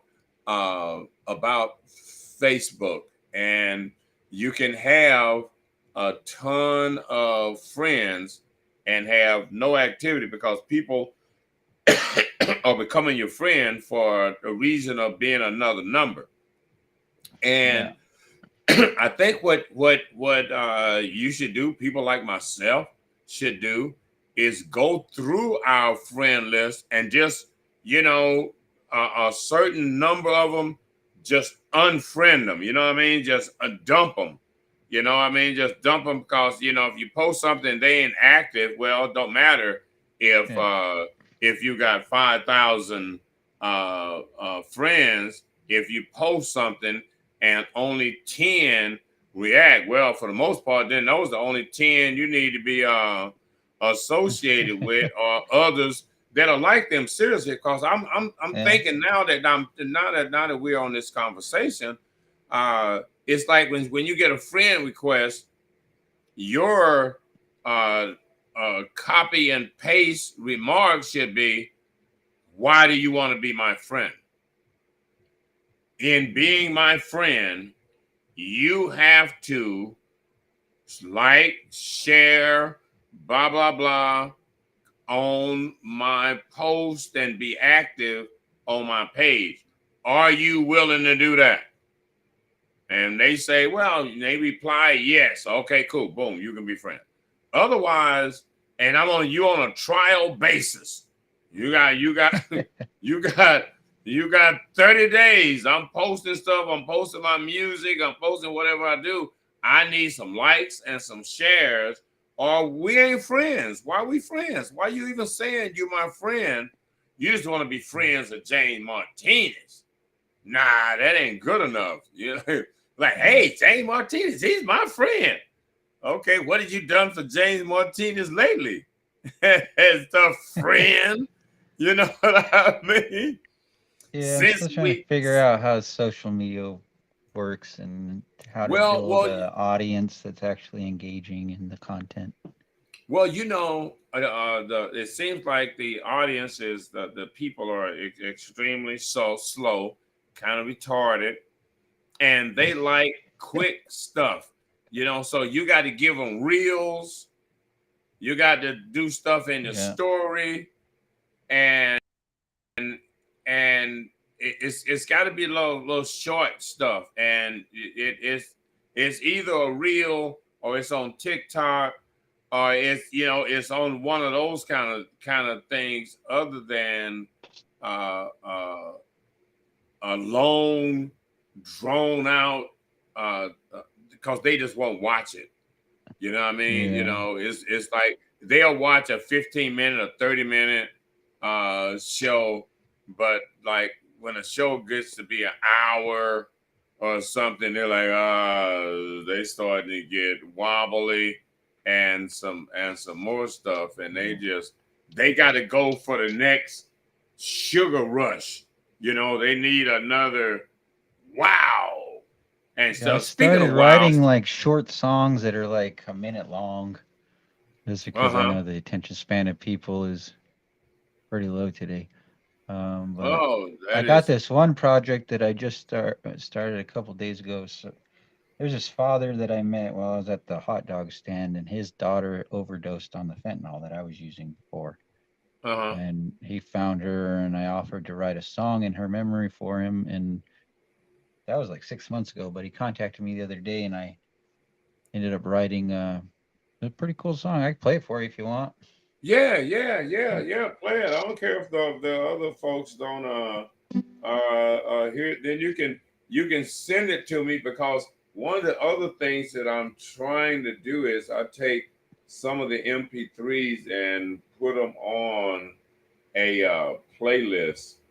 And I'm trying to come up with a way I can do that and have them exclusively on our website. And while you are working that out, it's time to do a commercial break here. This program. Now, are you playing it now? I can. Okay, now hold on. Yeah, now hold on. Before you play it, let me do this right here. This program is brought to you by, come on, wow, Wasted on Wheels, mobile bartending service at your service for your private events, weddings, special parties. It is wow, Wasted on Wheels. Check her out, Miss D, on social media. And she is a trained, licensed bartender. And you've got to check out her wow readers, her special margaritas that, oh boy, you can get the pouches. And it's not like those pouches that you're already getting in the store with pretty much no alcohol, and all artificial ingredients. All of her ingredients are natural ingredients. That is Wow, Wasted on Wheels mobile bartendering service.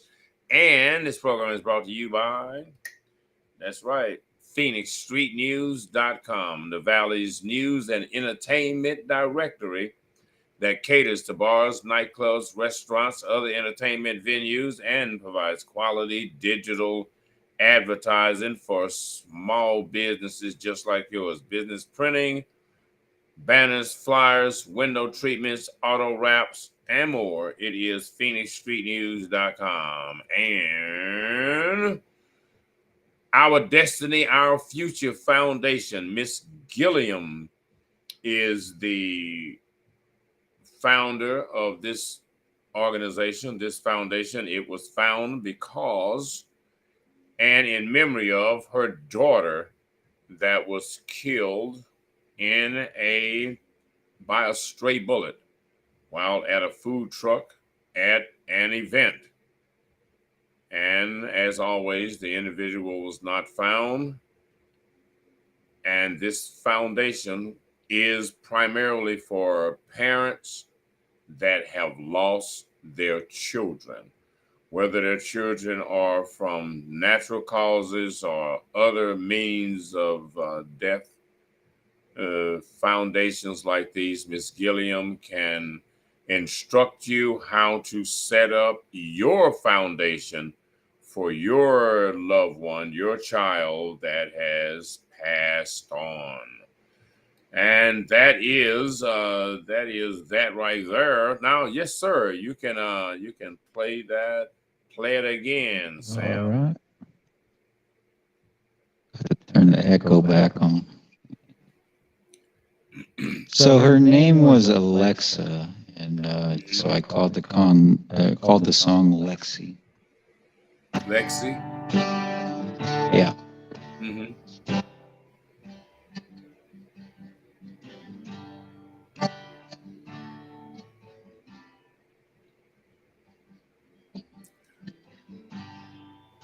I see all that you do.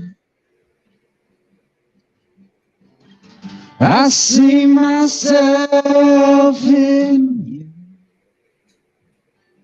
Yeah, it's got, I don't know. You're still my best friend. Until I see you again, I'm gonna smile for you. Laugh just like we used to. I'm gonna smile for you, Lexi. Smile for me.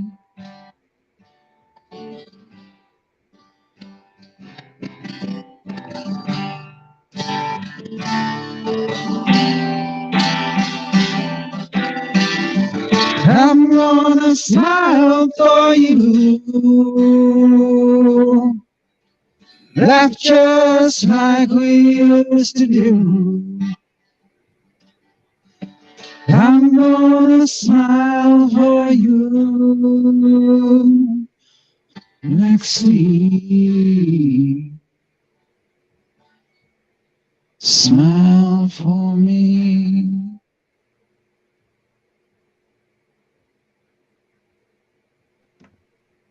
Did you hear it?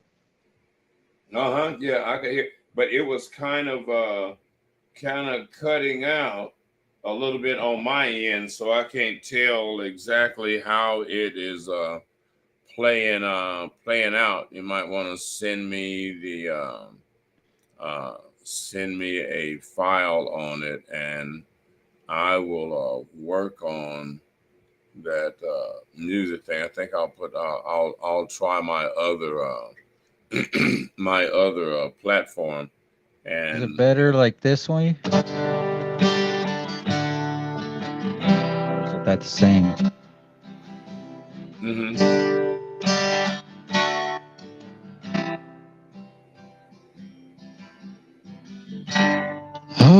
things that you do. I see myself in you.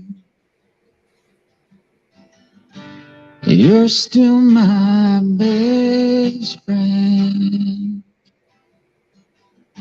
Until I see you again, I'm gonna smile for you. Laugh just like we used to.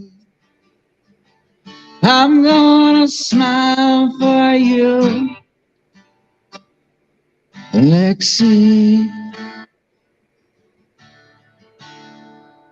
Smile for me. Was that better or the same? It's a little bit better. A little bit better. Okay. But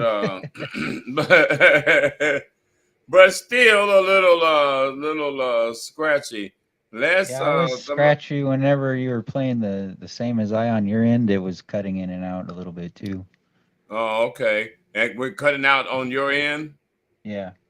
Yeah, it might and that just might be the way that it We all want the same thing, to live happy and free. Yeah, it's like cutting out a little bit. Some try to divide us by the difference of you and me, and so far it's working. And I'm sad to say, those who are against us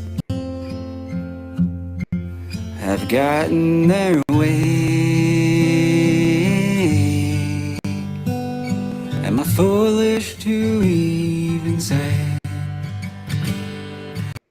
I hope we find our way someday, when I finally decide to see life through your eyes, and you do the same through mine.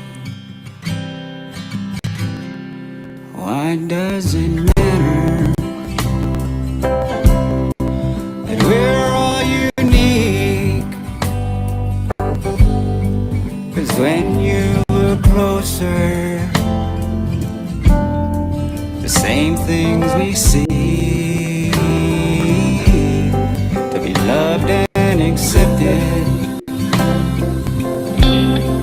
to know we belong. Oh, you're welcome here, and have been all along. My foolish to still believe we can change perspectively. I'm ready to try to see why you cry. Will you do the same as I? And we get to the problem and try to agree. It's not us who's the issue, but what we're shown on TV. And if I wanna know you, I can't learn from a screen. And I don't care about the difference, 'cause there's really no such thing. When I finally decide to see life through your eyes, and you do the same through mine.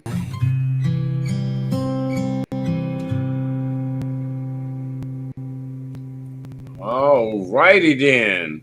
All right, Mr. Martinez. sir.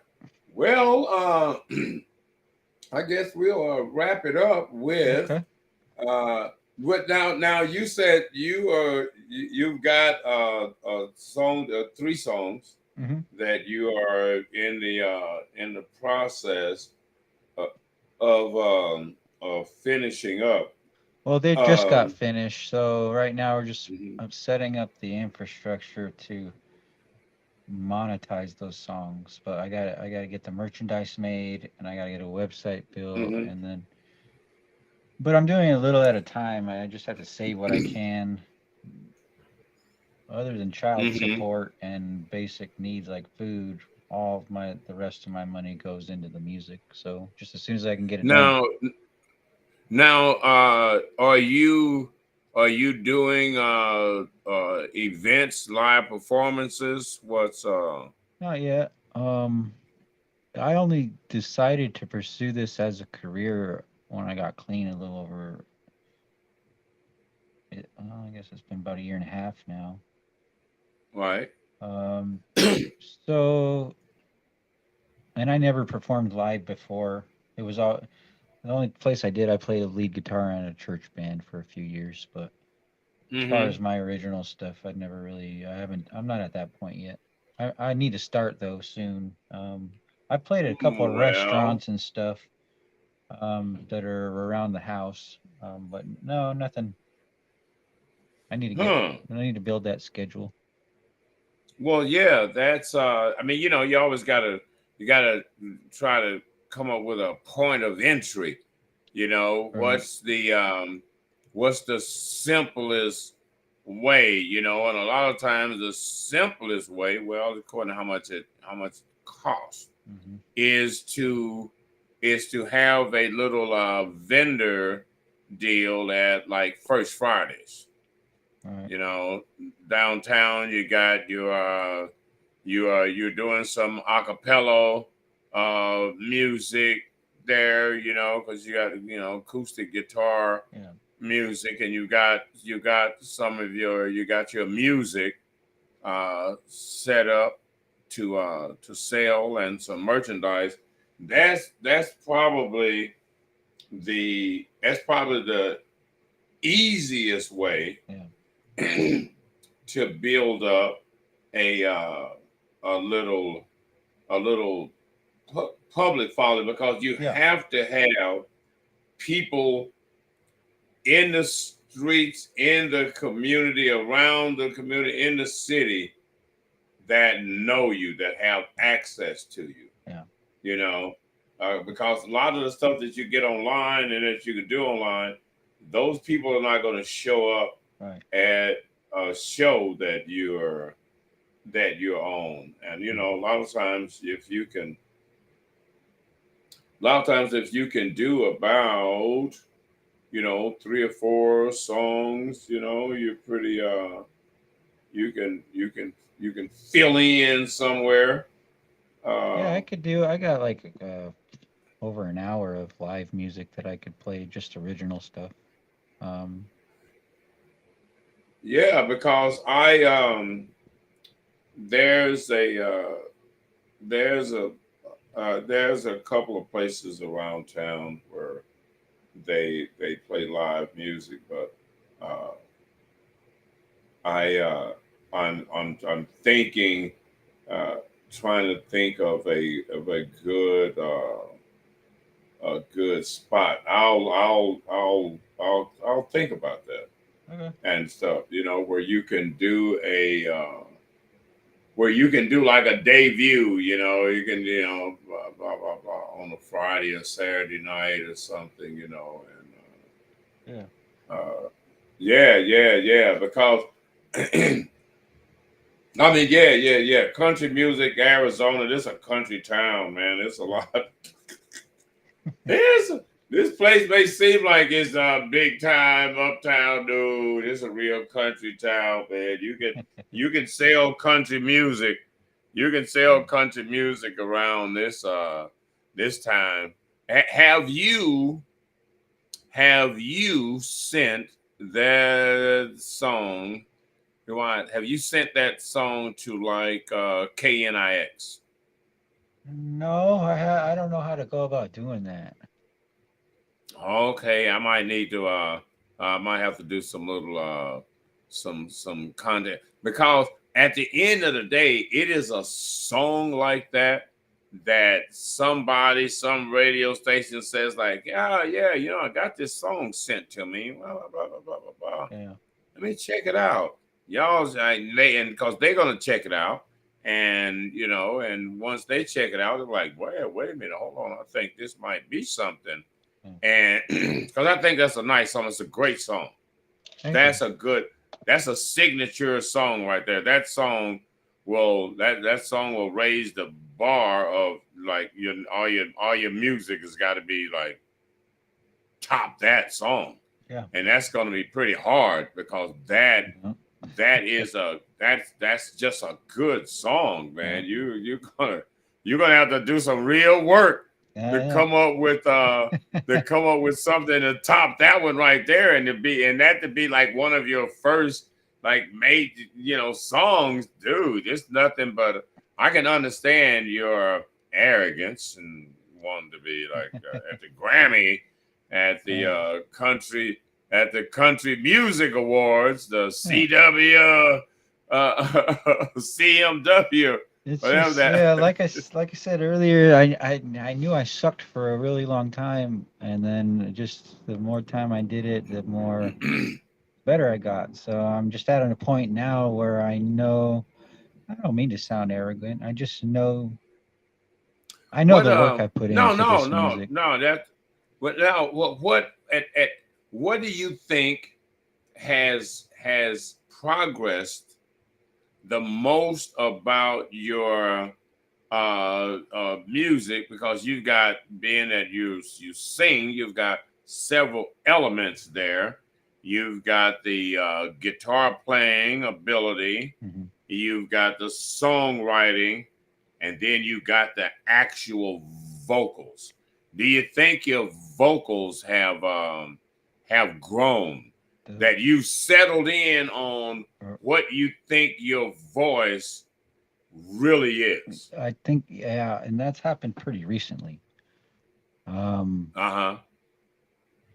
Because you can't, any musician, once they start creating their own stuff, there's influences from whoever they like. Um, so I think I'm dialing in on me instead of sounding like somebody else Uh and huh. just being a mimic artist. I think I have a very unique sound, a very unique writing style. And I think it's all just meshing together. And the vocals have definitely improved over the last year since I got a divorce and have a lot more time on my hands. Uh, the vocals, the vocals, I would say, in the last year have improved significantly. Now, do you do any vocal exercises? Just off of YouTube stuff. So there's a couple Mm-hmm. of vocal exercise coaches on there that I follow, and yeah, there's like Oh, okay. vocal warm ups that I do and little exercises to get, just gain No, more okay. There you control go. over the There. vocal cords.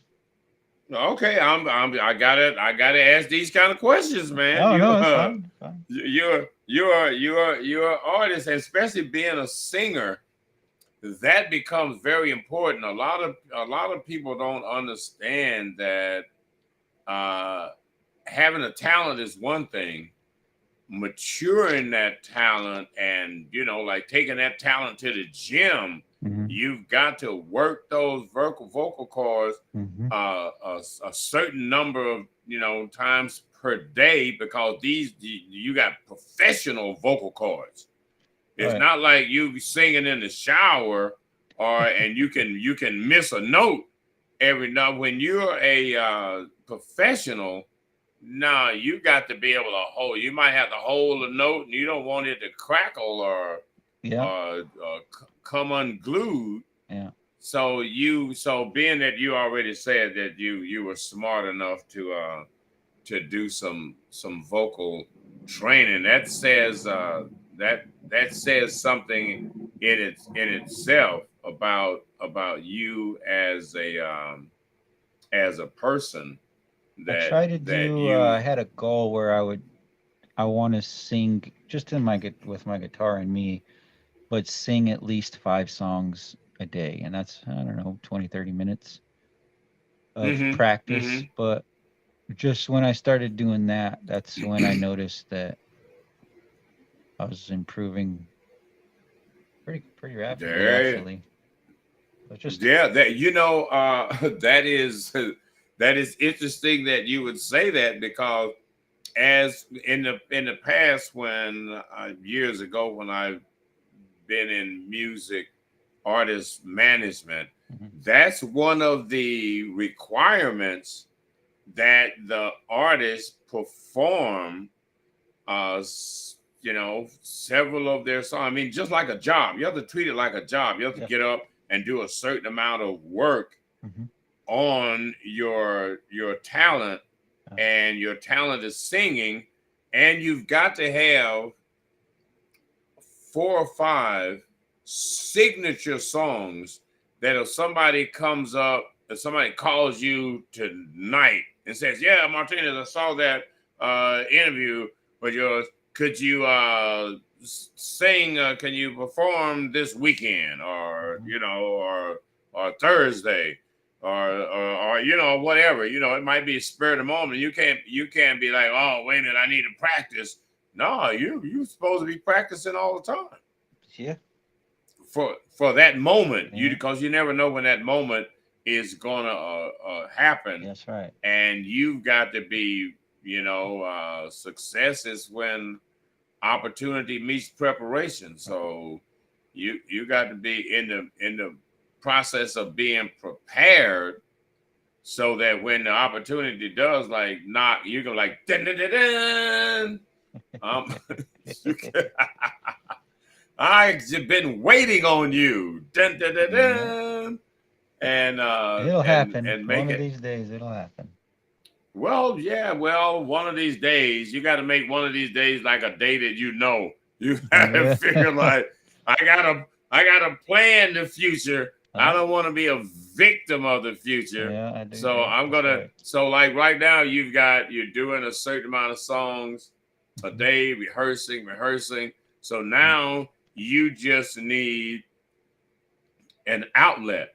You just need an outlet. You got YouTube, you got TikTok mhm. and stuff, and now you need an actual physical outlet. You need to play at a festival, Yeah. or something. You got Mhm. to get in on one of these country shows and stuff as a new talent at a country bar I'm and stuff. auditioning for America's Got Talent in a couple months, so let's see if I I don't know if I'm gonna check on. I'm gonna check. I've got a It is a biker like bar.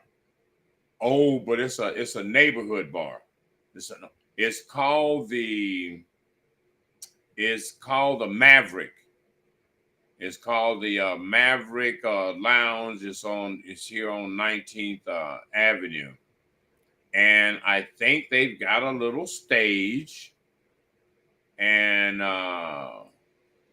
where man, I think they've got a little stage that's big enough for a uh, one man and the amp and a stool and a microphone. okay. Yeah. I'll talk to him, because I used to go over quite frequently. But I'm in the upholstery business, so All right. so Cool. I Thank do you. custom cars and Oh, nice. motorcycles and all that kind of stuff. So a lot of times when I go over to the bar, they used to serve breakfast on Saturday and Sunday mornings for like $5 or $6, $7 or something. I think they went up since inflation. But I go over there, and when I'm over there, I hand out cards and stuff, and so I'm kind of so I'll talk to them and see whether or not we can do a little Saturday Sure. uh Yeah.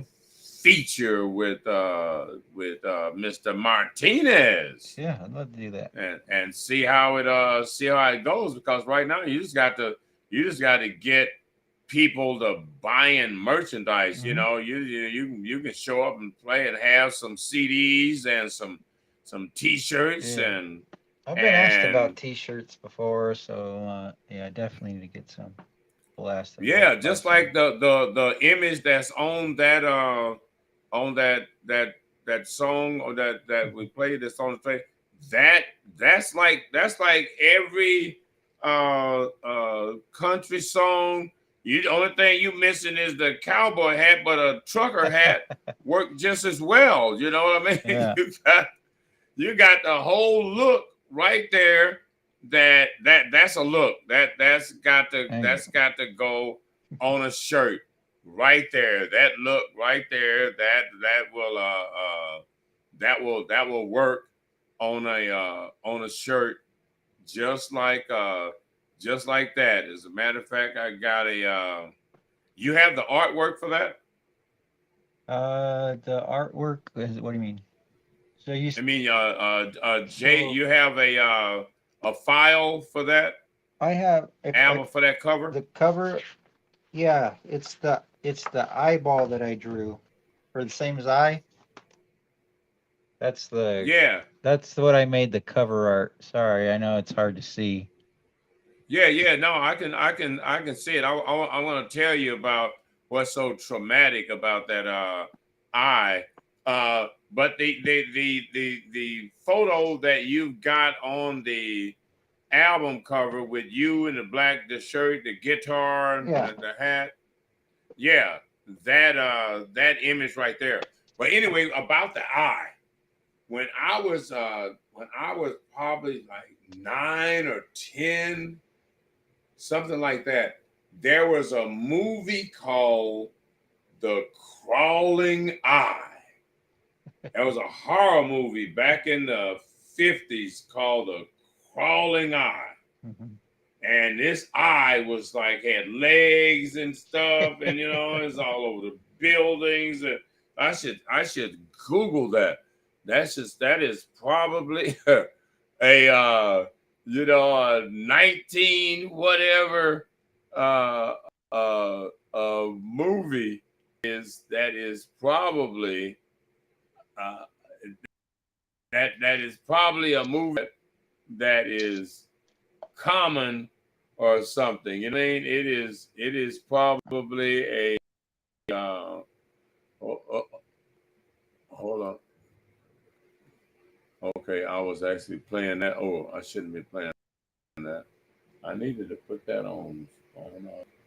But anyway, don't look like I can do that. Let's move away from that. As a matter of fact, now that we on this conversation, I gotta try to I gotta try to find the damn crawling eye. This is nut. I was terrified with that damn eye. And that eye had me. I had dreams and all kinds of stuff. That crawling eye.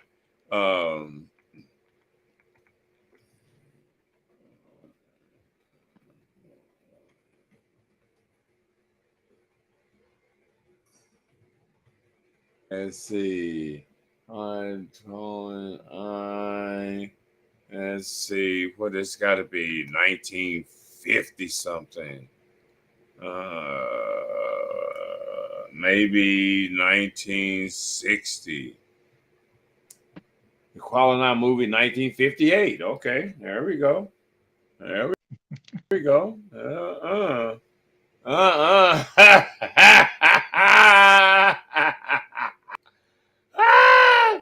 Oh my God, how did we get here? Episode of The Crawling Eye.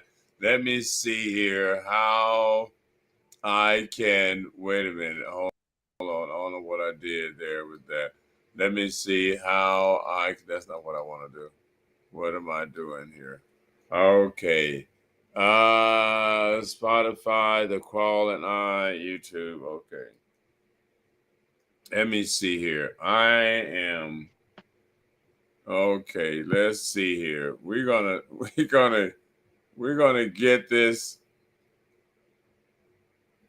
Wonder why don't I have any audio? I got audio off probably over here.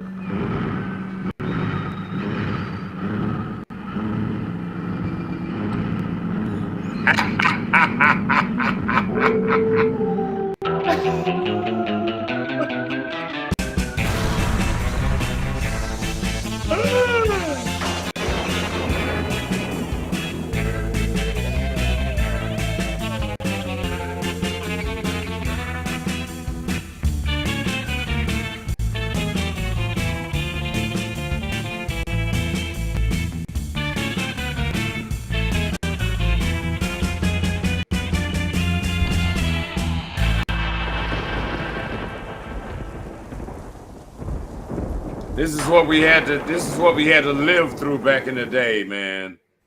You know, this is what our life was like. Space, the final frontier. This is what our life was like before internet. Enterprise, Voyager, and Deep Space Nine. Deep Space Nine was a space station and not a starship. Then why'd they simply call the bloody show Space Station 9? Must we really go over this again? Can't see. It's foggy. Gone cold, too. What did you say? I tell you... Fine. Thank you, I don't smoke. They shouldn't have started the climb. What are you talking about? We had to sit through this kind of stuff, bro. Feet up the South Col. I hate to tell you, but One this of them was killed. This was TV, man. How do you do? How do you do? I'm trying to get to this eye again. Because this eye, man, this eye is going to be looking this through. one's from Valerie Dan Smith. Okay, so now they're giving me something Then else. perhaps something yourself. Hey, this one, hold on.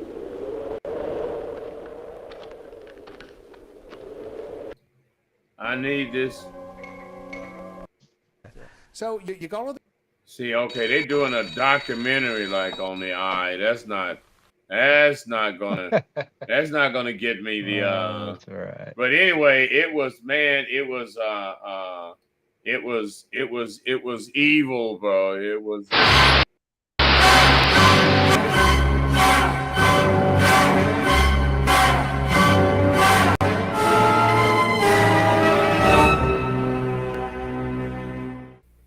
This alarm fills the night with terror, for high on a mountainside, a mysterious fear such as no human being has ever seen before.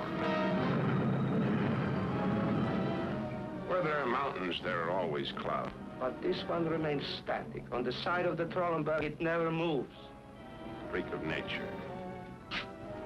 A radioactive freak of nature? It strikes without warning, wreaking death and destruction too horrible to behold. A force of evil that tortures its victims and hurls them mercilessly to the brink of murder and madness.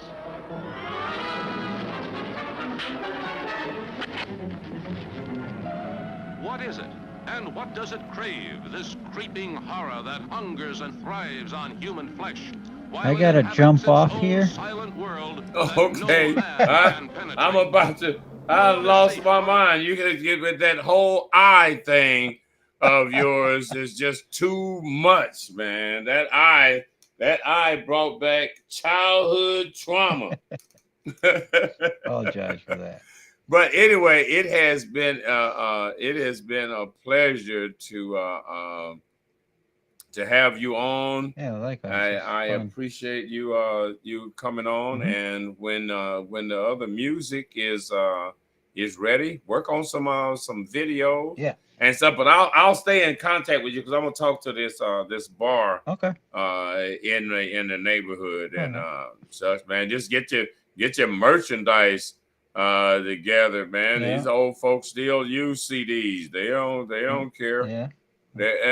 And for the artists, you don't care if they can play it or not anyway. I just need you to play 1995 and so.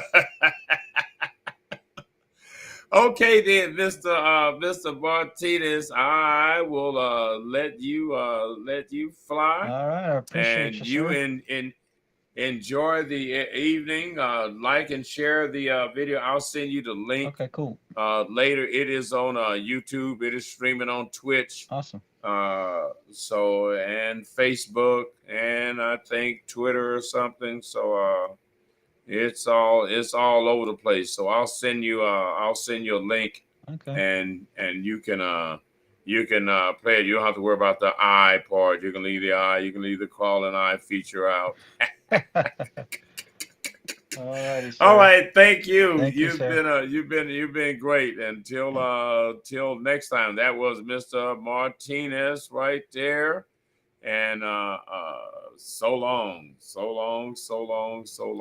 Oops, sorry about that. Now you're back. Now you're gone. All right. So that was Mr. Martinez. Now, can we look? Let me see. I don't know if I did or not. Mr. Martinez is gone. Let me see if I were able to, in fact,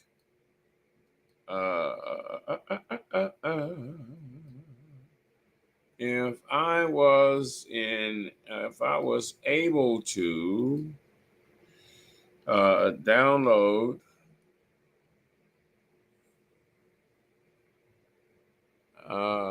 if I was able to download this particular file, y'all bear with me.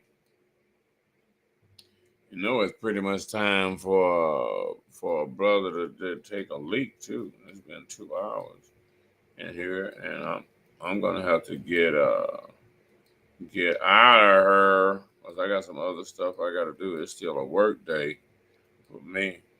You feel me, family. But let's see if I was able to download that file.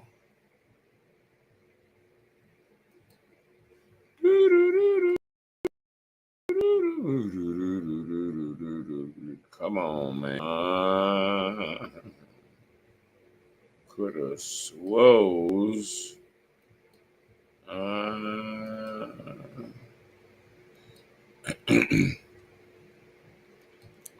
Let's see.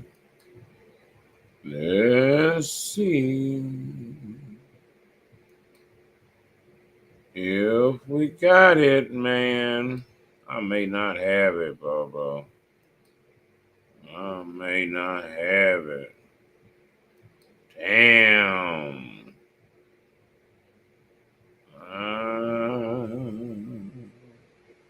May not, in fact, have it.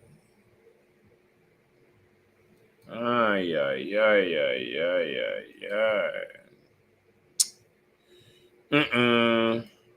Okay, so what could I have done with that file? Because that was in videos.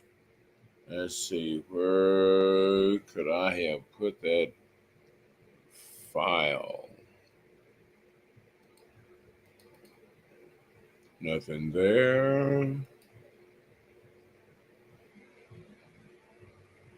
Where would I have? Oh, I put it right here.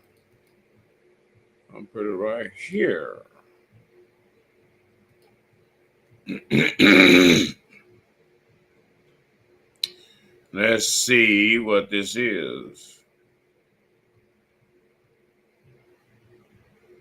Oh, no, wrong one.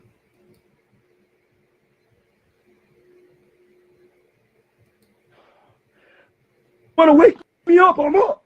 And I ain't know what you niggas do shit about it. I never used the N-word in my life. So I don't know where you're getting that from.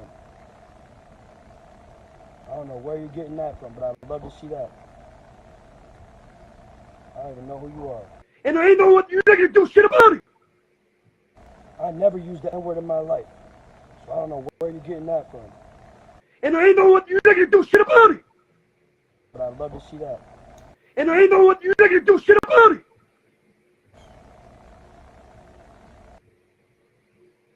All right, so did he in fact wanna wake me up? I'm up. And I ain't know what you niggas do shit about it.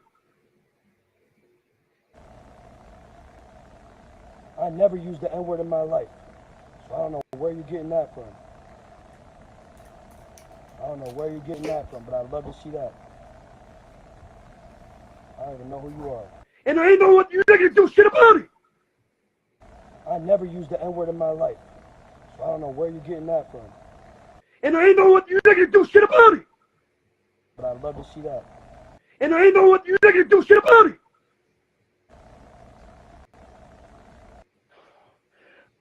Wanna wake me up? I'm up. And I ain't know what you niggas do shit about it. I never used the N-word in my life. So I don't know where you're getting that from. I don't know where you're getting that from, but I'd love to see that.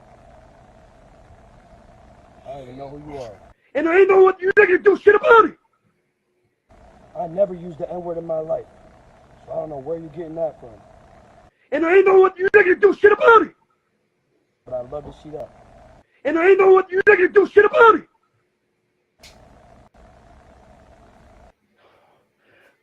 Wanna wake me up? I'm up. And I ain't know what you niggas do shit about it. Uh-huh. I never used the N-word in my life. So I don't know where you're getting that from. Uh-huh. I don't know where you're getting that from, but I'd love to see that. Uh-huh. I don't even know who you are. And I ain't know what you niggas do shit about it. I never used the N-word in my life. So I don't know where you're getting that from. And I ain't know what you niggas do shit about it. But I'd love to see that. And I ain't know what you niggas do shit about it.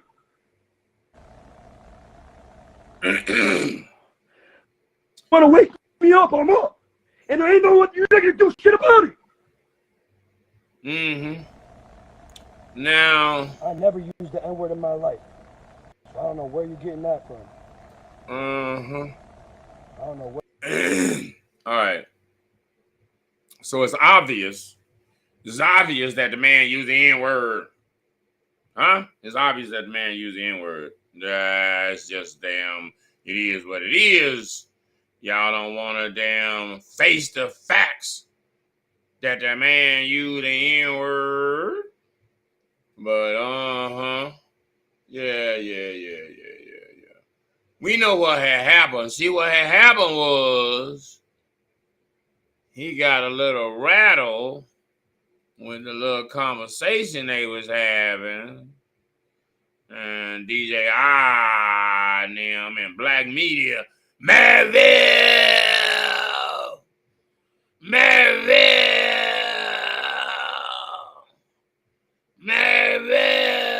what the fuck is wrong with that nigga? That nigga drunk.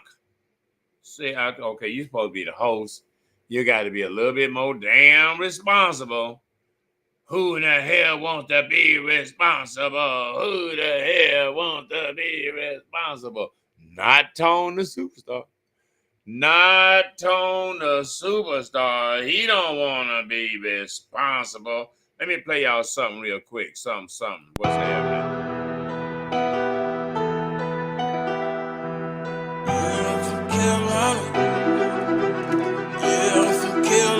LKJ. Yeah, I'm from Carolina. I'm from the Carolina. We be them Carolina boys. I'm from the Carolina. We be them Carolina boys. I'm from the Carolina. We be them Carolina boys. I'm from the Carolina. I'm from the Carolina. I'm from the Carolina. We be them Carolina boys. I'm from the Carolina. We be them Carolina boys. I'm from the Carolina. We be them Carolina boys. I'm from the Carolina. I'm from the Carolina. I know some niggas that'll get you cause they on that mode. I know some niggas that'll leave you on that dirt road. I know some niggas that'll off you for your small chain. I know some niggas locked up right now in the chain gang. I'm from the Carolina. We be some Carolina boys. Told you we ready, Carolina, we deal it. We take off your head and knock out your belly. I'm coming, you smell it, I'm shitting already. You niggas be talking that gang shit. Every time we circle around, you niggas be stuck on that same shit. I'm from the Carolinas, niggas on with want all the smoke. We keep that bag, we up the score. I just came home, so we up some more. Smoke me a nigga like I smoke this poke. Call up the gang, that sauce you wrote. I'm from Carolina. 803 Carolina. I'm from the Carolina. We be them Carolina boys. I'm from the Carolina. We be them Carolina boys. I'm from the Carolina. We be them Carolina boys. I'm from the Carolina. I'm from the Carolina. I'm from the Carolina. We be them Carolina boys. I'm from the Carolina. We be them Carolina boys. I'm from the Carolina. We be them Carolina boys. I'm from the Carolina. I'm from the Carolina. Jackson Beach Island, New Wellington. North Augusta, Aiken County. Hold it down for my niggas locked up in the feds. Hold it down for my niggas dead and gone away. I'ma keep it real solid, no pressure, real talk. Get it out the mud, country going extra. I'ma always put on for my city, that's the 803. Just before this honor, you could put the house on me. I'm from the Carolina. We be them Carolina boys. I'm from the Carolina. We be them Carolina boys. I'm from the Carolina. We be them Carolina boys. I'm from the Carolina. I'm from the Carolina. I'm from the Carolina. We be them Carolina boys. I'm from the Carolina. We be them Carolina boys. I'm from the Carolina. We be them Carolina boys. I'm from the Carolina. Yeah, that's right. That's right. That's right. Carolina boy. Wait a minute. Wait just a motherfucking minute. Hold on. Hold on, man. Hold on. Let me see if I can do this.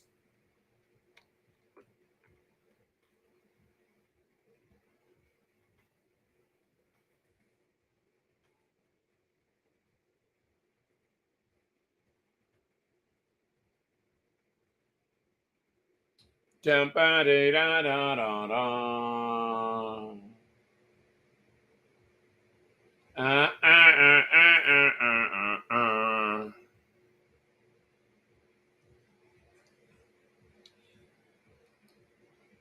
Hold on. I wonder if I can do this.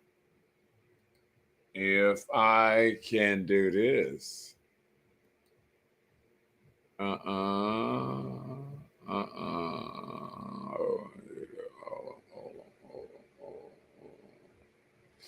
I'm wondering if I can do this.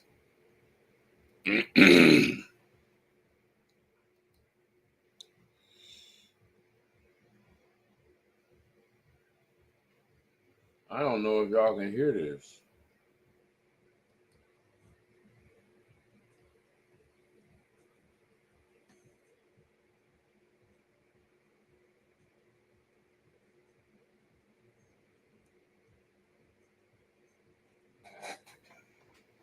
That's right.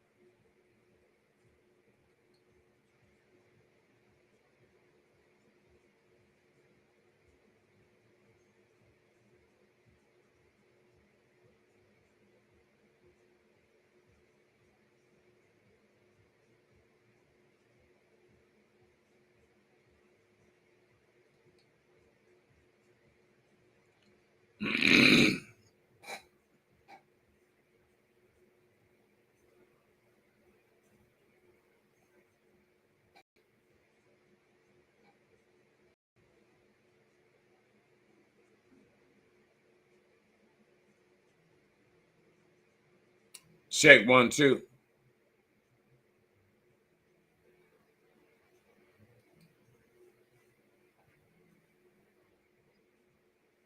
Check 1 2.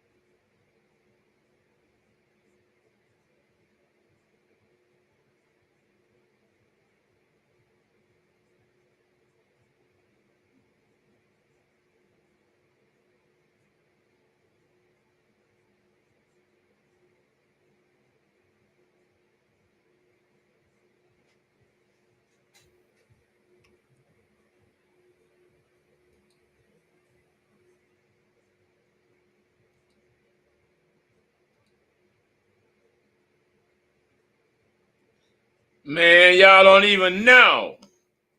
That motherfucking goddamn Corey G. Yo.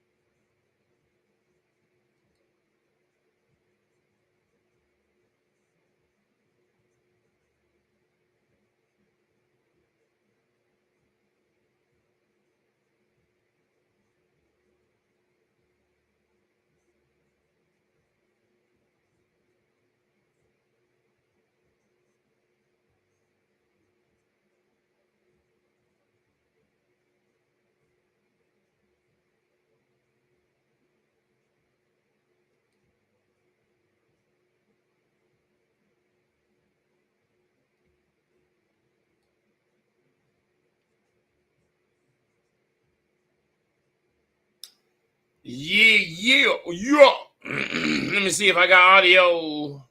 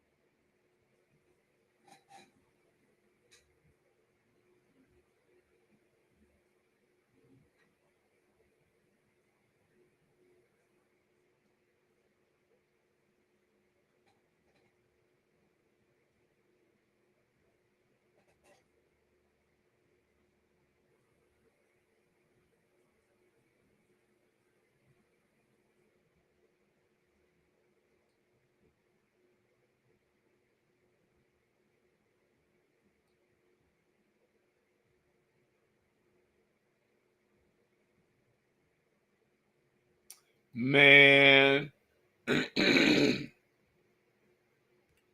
I tell you, bro.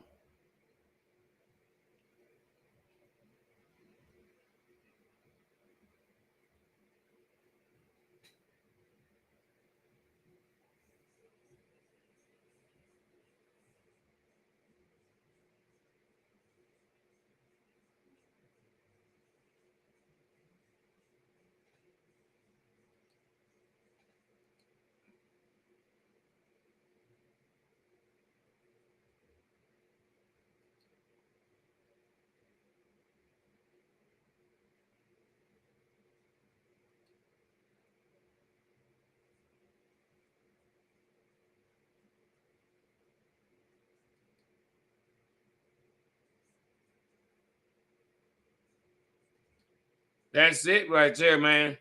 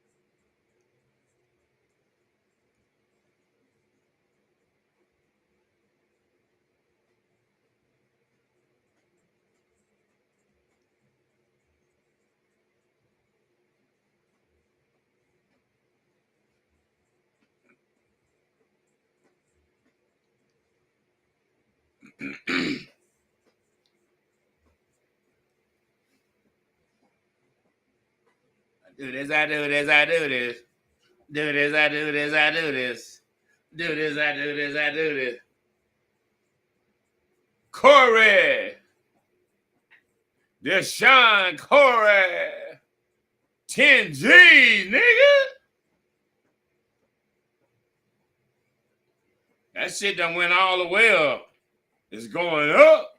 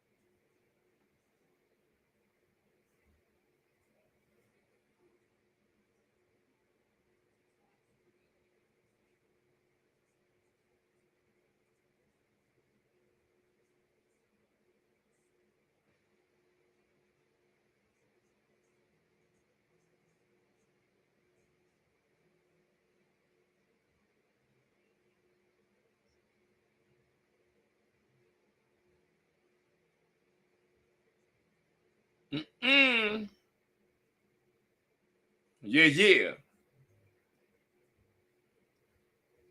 Like a real nigga. Can't be a vice. They want to be a 50. They want to be a blood. Be a can. Be a man. They want to be the thing. Think I'm in the club. They want to be. That's what he wants you to be. That's what they want you to be. Think you be a nigga in the hood. It's one fact the fact they want. Think they want you to fact that bullshit you want more.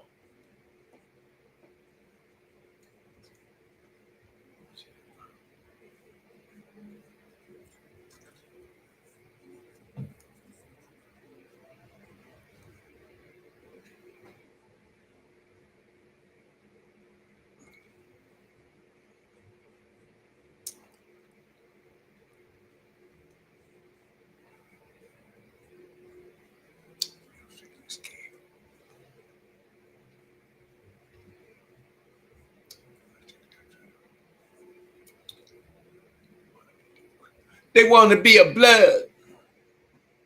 Want to be a blood. They want to be the thing in the club. Yeah. But that's what they want you to be. Yeah. That's what they want you to be.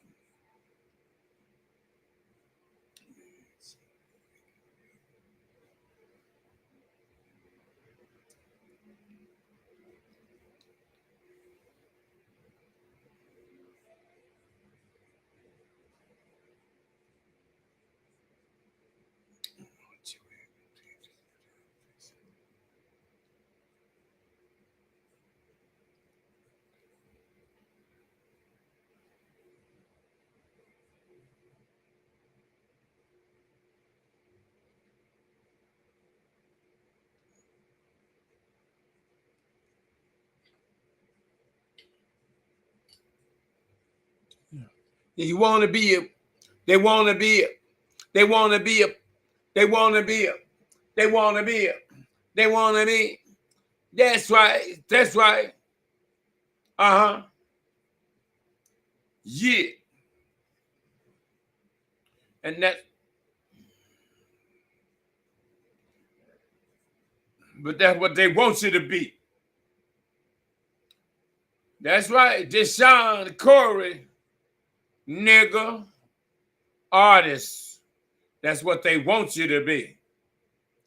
You want to be a thug. You want to be the plug. You want to be a crip. Nigga want to be a blood.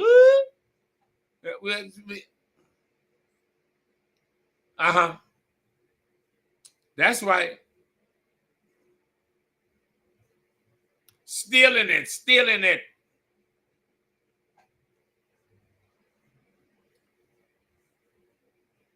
Snatch your bling.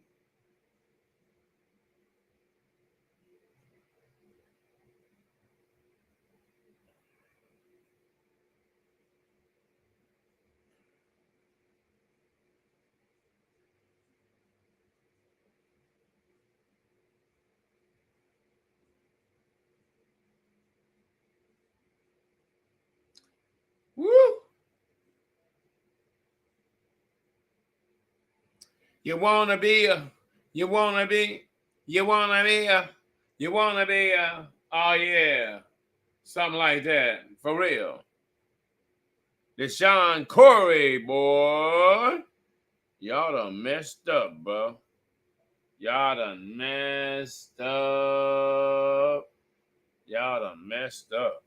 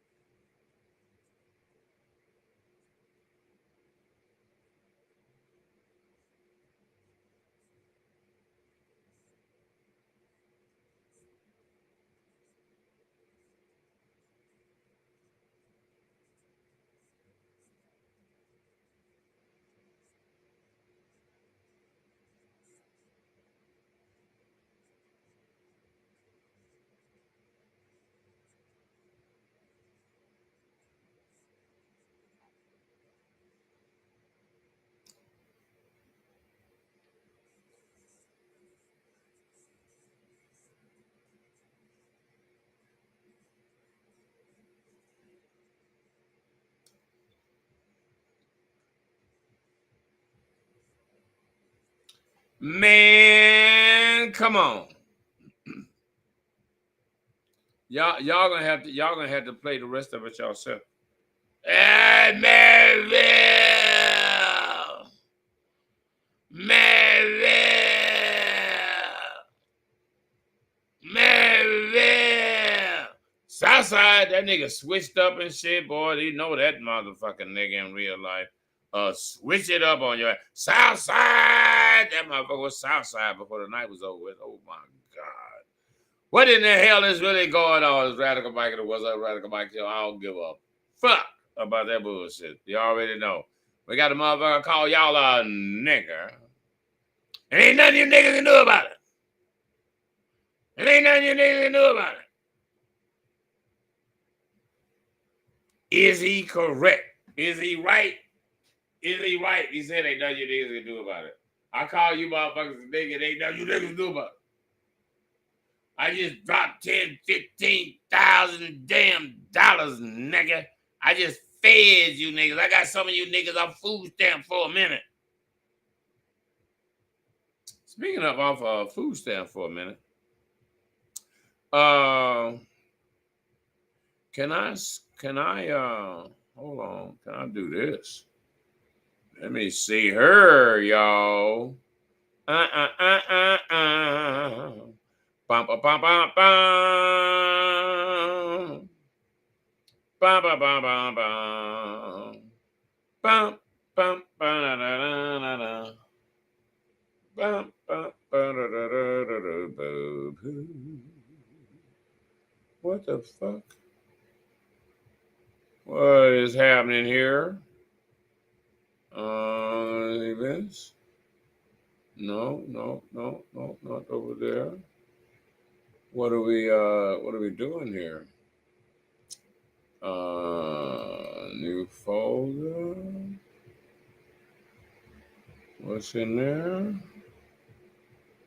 Nothing in there. All right, so good. Nothing in there. What in the hell? Man. Hold on, bro. How come?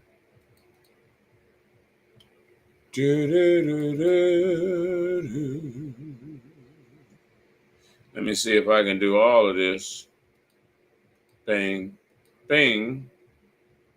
Bop, ba-doo-bop, ba-bop, bop, bam. Coming up this week in Arizona entertainment, none other than, Lord have mercy, this lady right here, Miss Beyonce.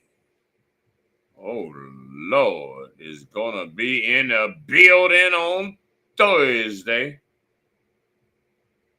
at the damn State Farm Stadium, baby. Oh, Lordy Jesus. And, man, they got tickets on the low, bro. $60, $70 damn dollars, bro. You can be in the building. Don't be a cheap, broke ass. I'm going to have to be in the building. They got an after party at the Salt. Everything is popping off around there. You better be in the place. You a real player, real baller, boy. You better be out there. You got Beyonce in your town. You got Beyonce in your own town, bro. You went, hey, I know you went to the $10,000 show, but come on, bro.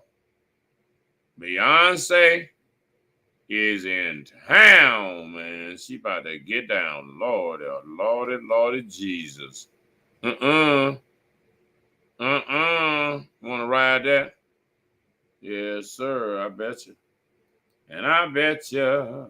All right, Radical Mike. What's up, Radical Mike? Show I'm out of here. Shout out to Mr. Martinez.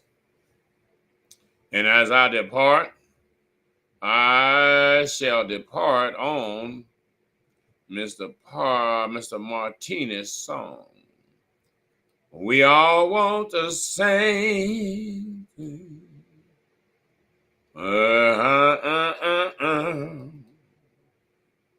Let me get Mr. Martinez back on deck, baby. For real, though. Mr. Martinez. The same as I. Look it up, bro.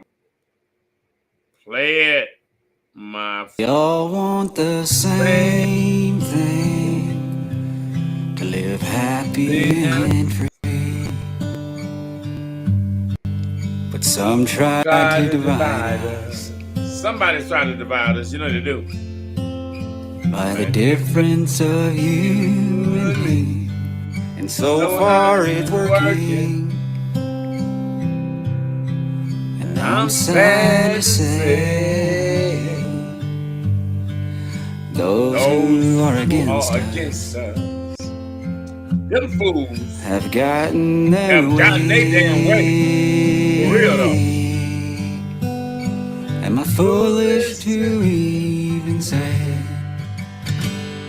I hope we find our way someday. When I finally decide to see life through your eyes, and you do the same to mine. All right, y'all, let's want to put it in. Why does it matter that we're all unique? We are unique. 'Cause when you look closer, the same things we see, to be loved and accepted, to know I belong. Oh, you're welcome here, and have been all along. My foolish to still believe we can change perspectively.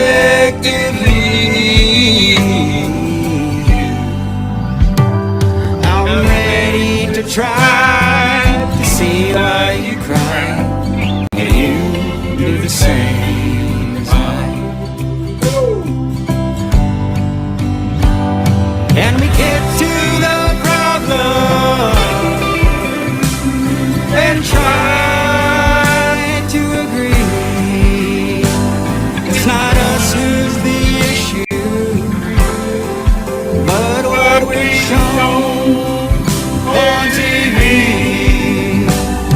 And if I wanna know you,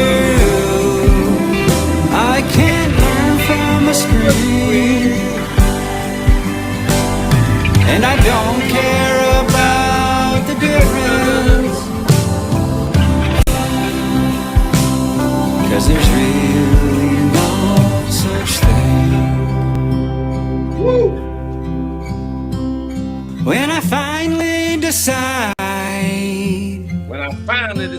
to see life through your eyes, and you do the same through mine. That is Mr. James Martinez right there, brothers and sisters. That is Mr. James Martinez right there. And I'm about to get a flock out of Dodge, man. Yes, sir. We got to hit y'all with the damn theme song. What's some of that shit right there? There's some of that. We got to hit y'all with the song. Let's go. Ride, baby.